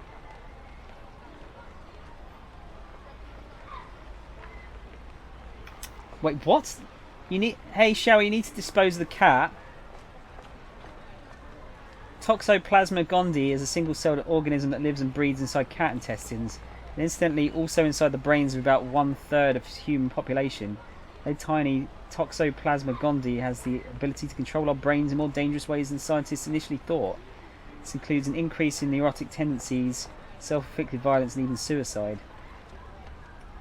More specifically, they're having sex on the rims of your hair follicles. After sex, the females bury into the follicles and lay eggs. After hatching, the young mites live for about 11 days, and the whole process starts over again. I'd suffer, so now you're going to have to too. That's fucking terrifying!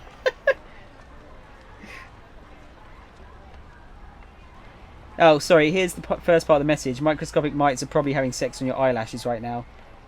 At least someone's fucking having sex. Oh well, I changed them up a little, but I'm way too lazy to actually make my own fun facts.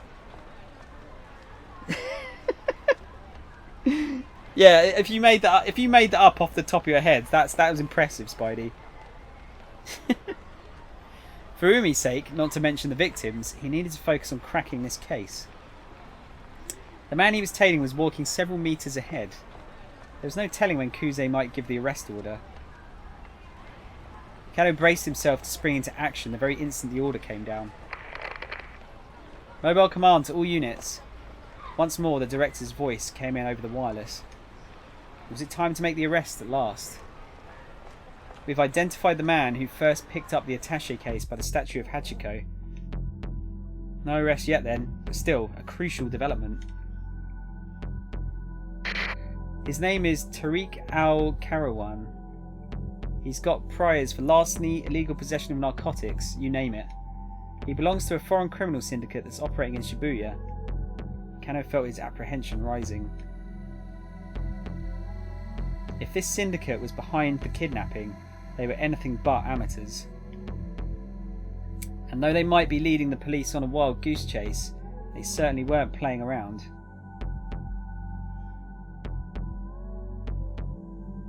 Right, okay, so we finished that. Now can we finish the dad? the dad's story. You're bad at fancy writing. Yeah, same, dude. I wouldn't be able to write that. Yeah, does that mean we can finish this off then?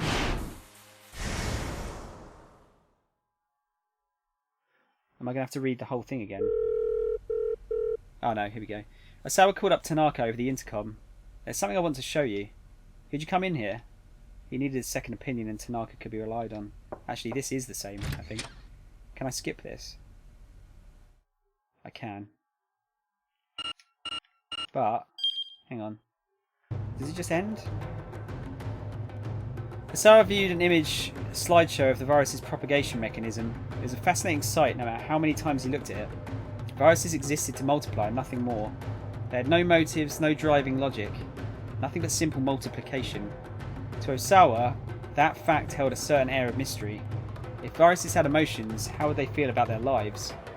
He had thrown himself into virus research in search of answers to questions like that. Answers that no man could truly know. His development of the antiviral agent had really been nothing more than another job responsibility. He felt no particular sense of duty to protect people from a killer virus. He was just happy for the chance to play around with UA day after day. Another email arrived in his inbox. Osawa furrowed his brow as he scanned the message. Emergency alert. Come to Heaven Publishing ASAP. Ah, okay, so that changed the story. If not, someone is going to die. Minoru Minarakawa. Heaven Publishing? Minoru Minarakawa? Osawa wasn't familiar with either of those names. He wondered if it was related to the mysterious emails he'd received earlier. Or maybe the sender had some information about the kidnapping. The fact that the message had been signed with a real name instead of a pseudonym, along with its obvious urgency, certainly gave it an air of truth. And the words, "someone is going to die," filled him with a wave of panic. Maria! There was no time to waste. In a rush, he found directions to Heaven Publishing on his computer and slipped out of the house.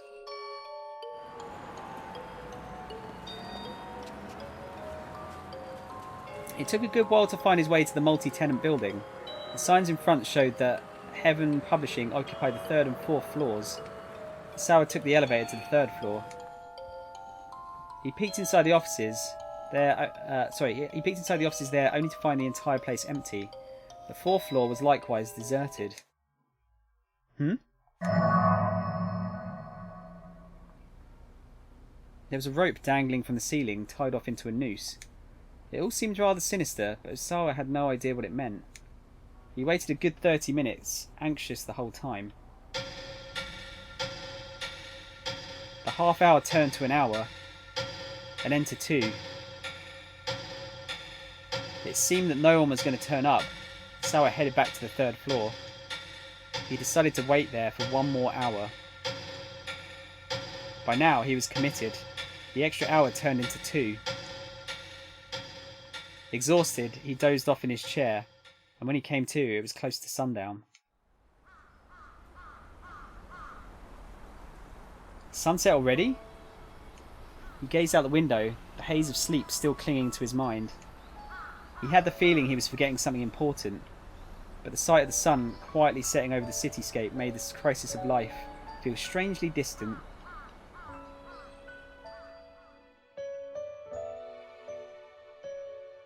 The time of peace and quiet he had longed for was right here.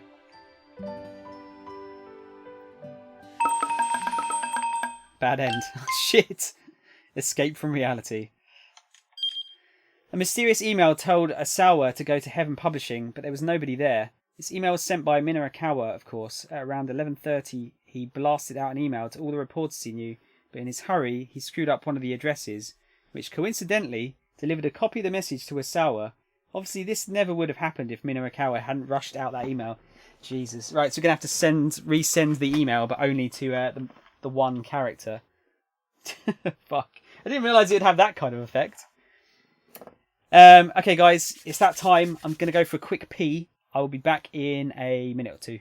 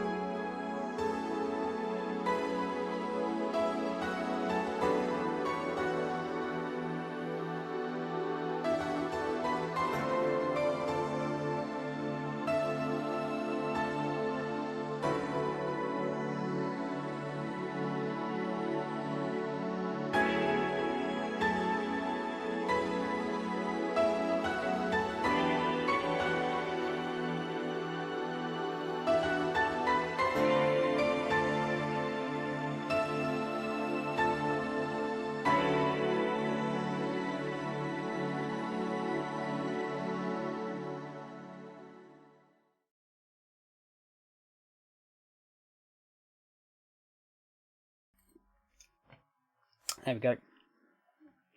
So I just got some. I got some cream crackers.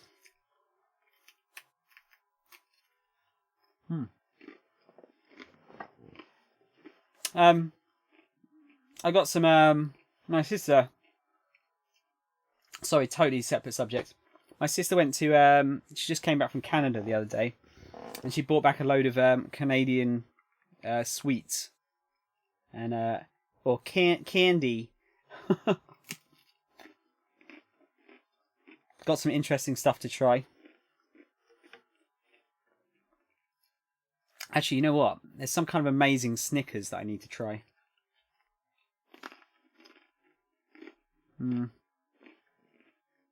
Maybe I should do that. Yeah, I'm going to try it before someone else eats it. Hang on. Let me go and grab it.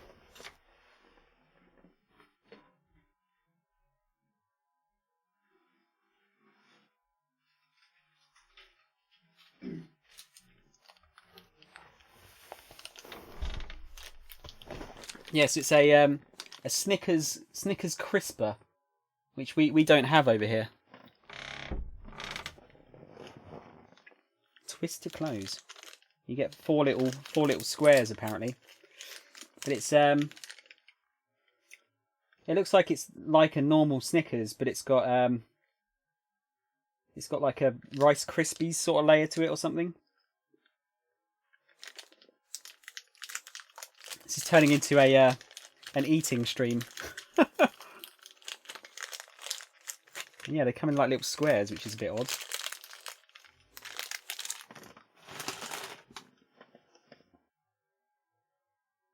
That smells very different to a normal Snickers. ASMR. Well, do you want me to eat it into the mic? I don't think anyone wants that, do they?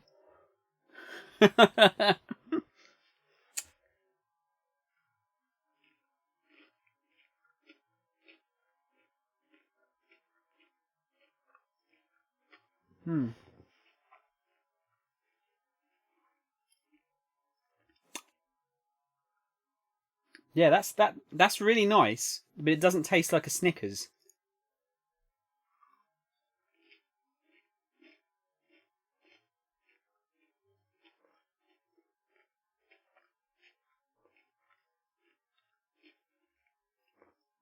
Yeah, I don't know. It kind of tastes like it almost tastes a bit like Reese's chocolate a little bit.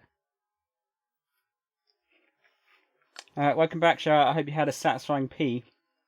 To celebrate your return to the live broadcast, I prepared a fun, weird, and quite interesting fact for you, and of course today's lovely chat. Oh god, here we go. Boanthropy is a psychological condition which you believe yourself to be a cow. This, as you most likely understand, is a very rare condition, but there are a surprisingly large amount of recorded instances. These people tend to do their best to live as different types of cows and engage in activities like eating grass and standing outside all day. What the fuck? I can't say I'm surprised. I mean, considering there's like people that get sexually aroused by like the sound that balloons make, or that kind of shit. I'll believe anything nowadays. You don't have Reese's, Spidey. We only started getting it over here in the last couple of years. I'd say that maybe like the last 2 or 3 years, maybe. I actually quite like. There's this really nice Reese's bar called a Nutrageous bar. They're really fucking nice. Really, really like those. Okay, so we've got to go back to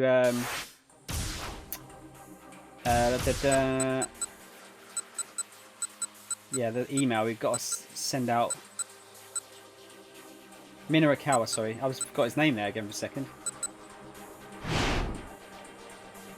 What gets cut? Who to ask? That's the one. So we just need to change that.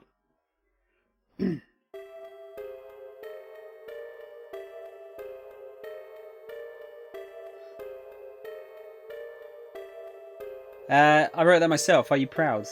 If you did write that yourself, I am proud. Yes. Wait, did you make it up or did you just write it yourself? Right, so we'll go for... This is no time for beggars to be choosers. Minorikawa decided to call up Chiaki. Right, and then that should change the other story now. In theory.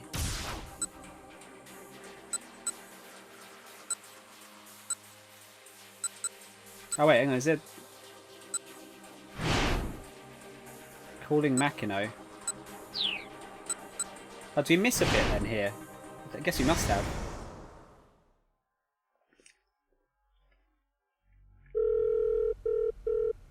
I wanted to copy and paste, but it wasn't enough bullshit involved. Way too informative. Oh, is this it?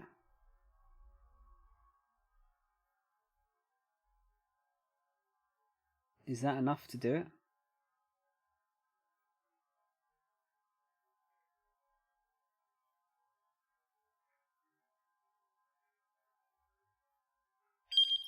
Do we just have to change this choice? It looks like we missed something there, didn't it?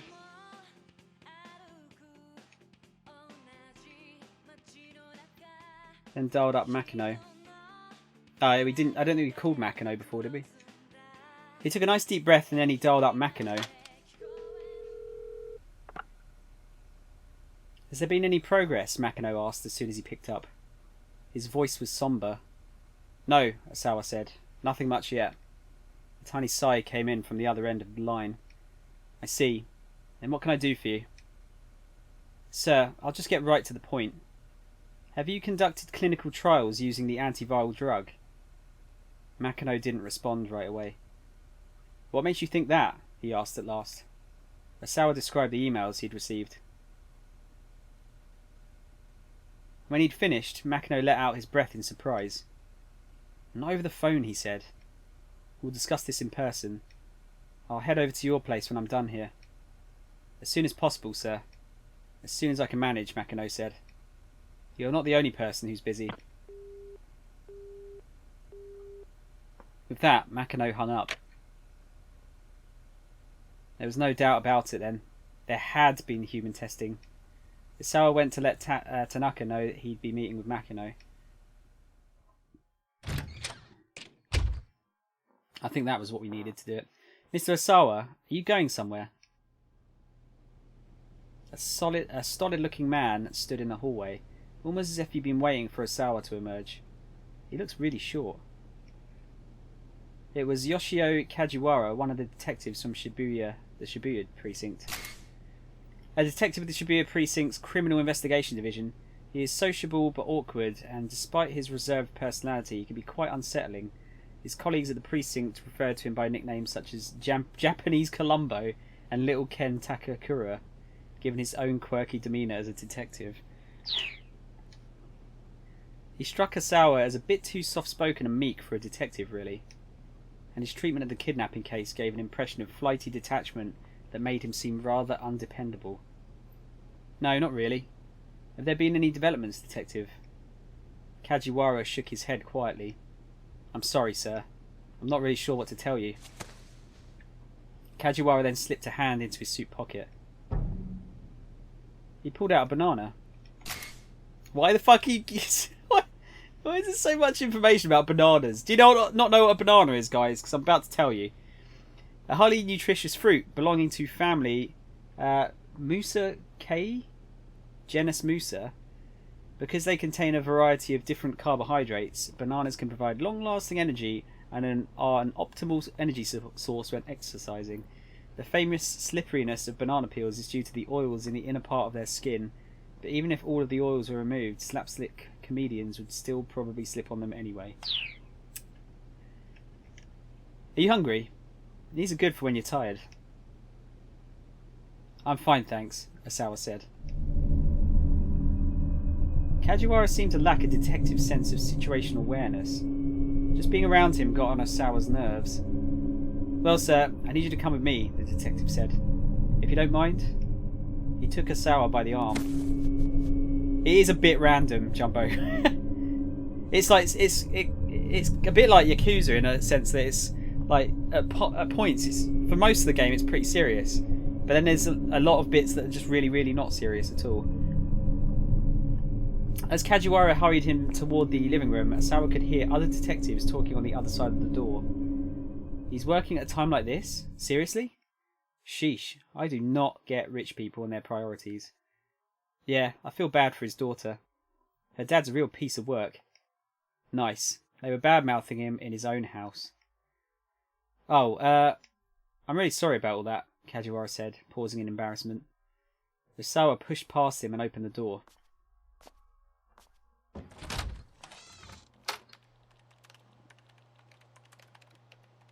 A number of police detectives had holed up in the living room. They went suddenly silent as Asawa entered. So tell me, he said sarcastically, would you rather I stay here weeping as I watch this disaster unfold? The detectives winced and grimaced. Forgive me for not being a perfect father, he added. I have a bad feeling about this. His hostility building. Kajiwara stepped forward to intervene before things go out of hand. Now, let's not be touchy. I'm not being touchy, Asawa snapped. But he knew full well that he was. These guys had the time to sit around backbiting him, but not to go out and bring Maria to safety. Already close to half a day had gone by without any new developments. The ransom demand had come in the previous night at 8 o'clock. Maria had been abducted roughly an hour before.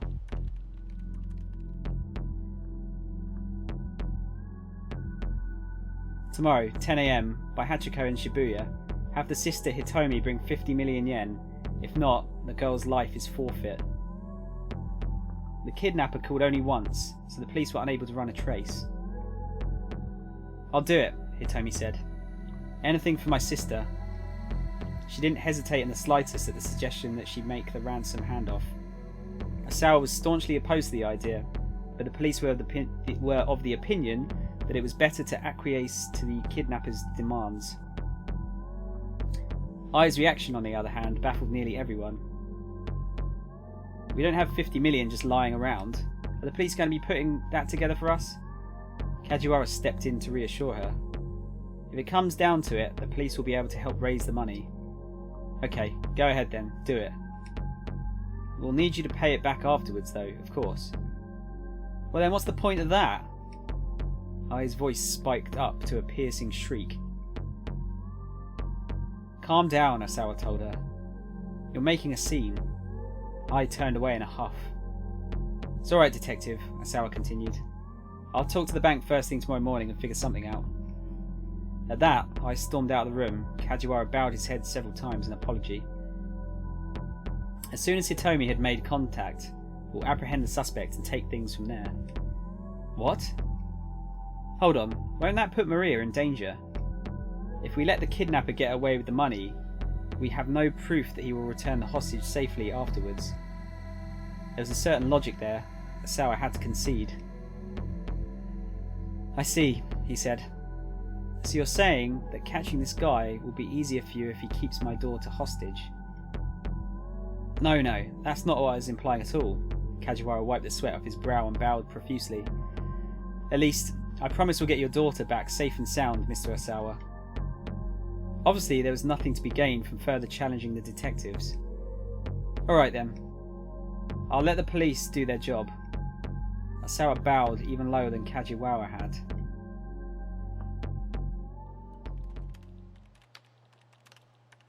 How long are you going to just loaf around? Ai shrieked as she stormed into the room. Hurry up and arrest this guy. She was becoming increasingly hysterical. An hour had passed since the suspect had taken the money, and yet the police had made no effort to apprehend him. The police apparently had a rule against discussing an operation before it was fully resolved, and so the Asawas had been left in the dark. But they had overheard the task force talking over the wireless, and it appeared that they were deliberately letting the suspect roam free. Hey, I snapped again. If he gets away with our money, you are going to reimburse us, right? Asawa scowled. She made it sound like the money was more important than Maria's life. The detectives exchanged uneasy glances. We've got a choice, guys. Asawa chided his wife. It's only money, it doesn't matter. Or he said nothing. I think he should speak up for himself. She sounds like a fucking cunt.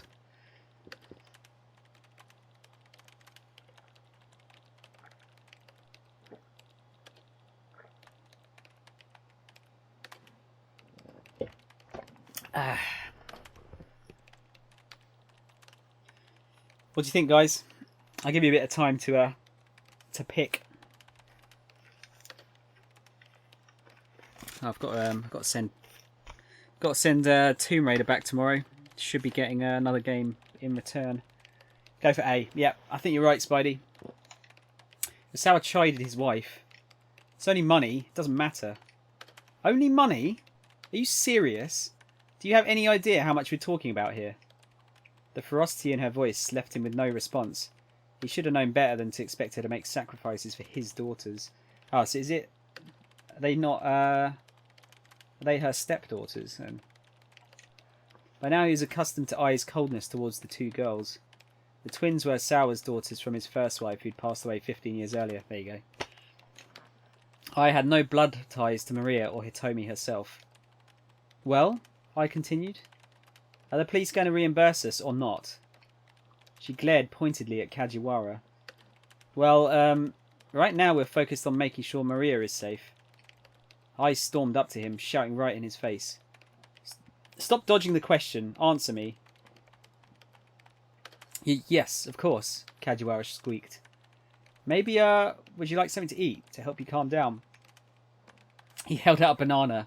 Ai smacked it out of his hand. Oh dear, what a waste. Kajiwara scrambled to retrieve the fruit from the floor. This is so weird. Asawa went over to Tanaka and whispered into his ear. I'm going to meet with Mr. Makino. Tanaka nodded silently.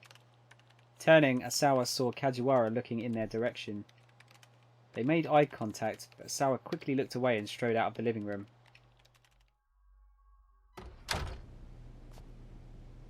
Kajiwara followed after him. Excuse me, Mr. Asawa? Yes? What is it? The detective fussed sheepishly with his hair and forced a smile. Sir, we'd appreciate if you could remain in the living room as much as possible. Asawa was in no mood to stand on propriety. Look, I've got a ton of work to do, he said. Are you here to tell me to play the role of the grieving father too? No, not at all. Personally, I happen to think you're an admirable father, Mr. Asawa. Admirable? Did the word have a ring of sarcasm? He had no way to tell if Kajiwara was being forthright with him or not. You're no ordinary fellow, Mr. Asawa. You're a genius. A genius? Me? Asawa made a sceptical noise. Am I mistaken, sir? You've made very important strides in the field of virus research. Or, well, so I've been told. Asawa wasn't sure how to respond. He had never considered himself a genius. He was just someone who was more interested in viruses than he was in other people. Everyone who's a genius is also a little odd after all, Kajiwara went on. When we were talking about this in the stream the other day. Probably he'd intended that as a compliment, but still. And I mean, there's nothing wrong with weirdos. As long as they leave us ordinary folks alone, you know? Is this guy trying to praise me or insult me? Asawa let out a heavy sigh. Genius? Weirdo? What did it even matter? As long as he could be left to his work, he didn't care one whit how he looked in other people's eyes. Kajiwara wiped the sweat off his forehead with a handkerchief. By the way, what are you working on right now? He asked. I'm afraid you wouldn't understand even if I explained it to you, Asawa replied. Right. Precisely. Even if I gave it my full attention, it would still be beyond me. He peered with sudden intensity at Asawa's face. I'd appreciate if you didn't hide things from me, sir, he said. Asawa gaped, at a loss for words. Oh, I'm so sorry, Kajiwara added hurriedly. Goodness, that made it sound like I'm accusing you of hiding something, didn't it? The detective bowed his head repeatedly. I hope you'll forgive me. He held out the banana. That won't be necessary. How about this then? This time he pulled out a bar of chocolate from his pocket. No, thank you. That chocolate looks really nice. Did this guy just carry an endless food supply wherever he went? Oh my, Kajiwara murmured. You geniuses really are tough to sort out. He inclined his head, mumbling to himself for a moment. What can I get for you then, sir? What I'd really like... is some time by myself. In the days of exasperation, Asawa felt his way to his study. Locking the door, he finally let out the breath he'd been holding. Then his eyes alighted on the bookshelf against the wall.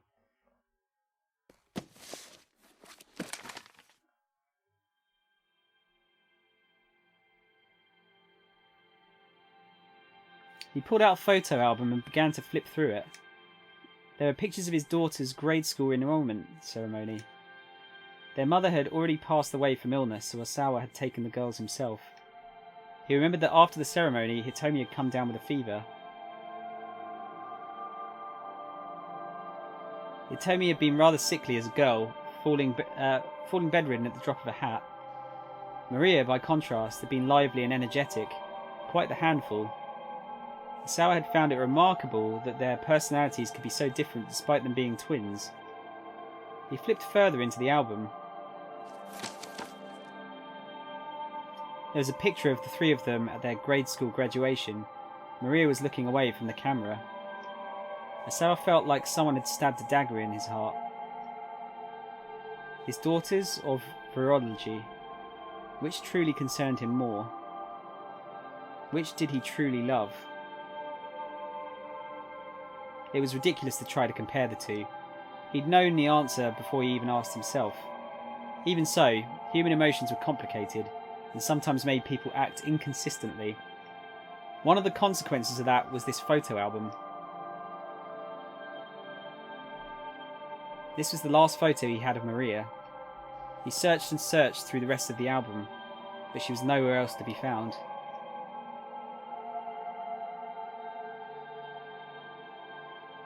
Super high res. Right, that's it. I think we finished that hour.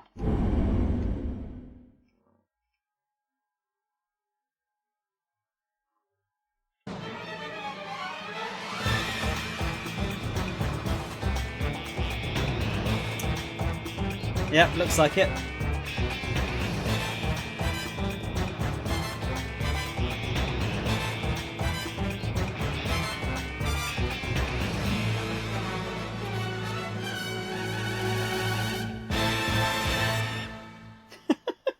I love that music. Cat's out of the bag.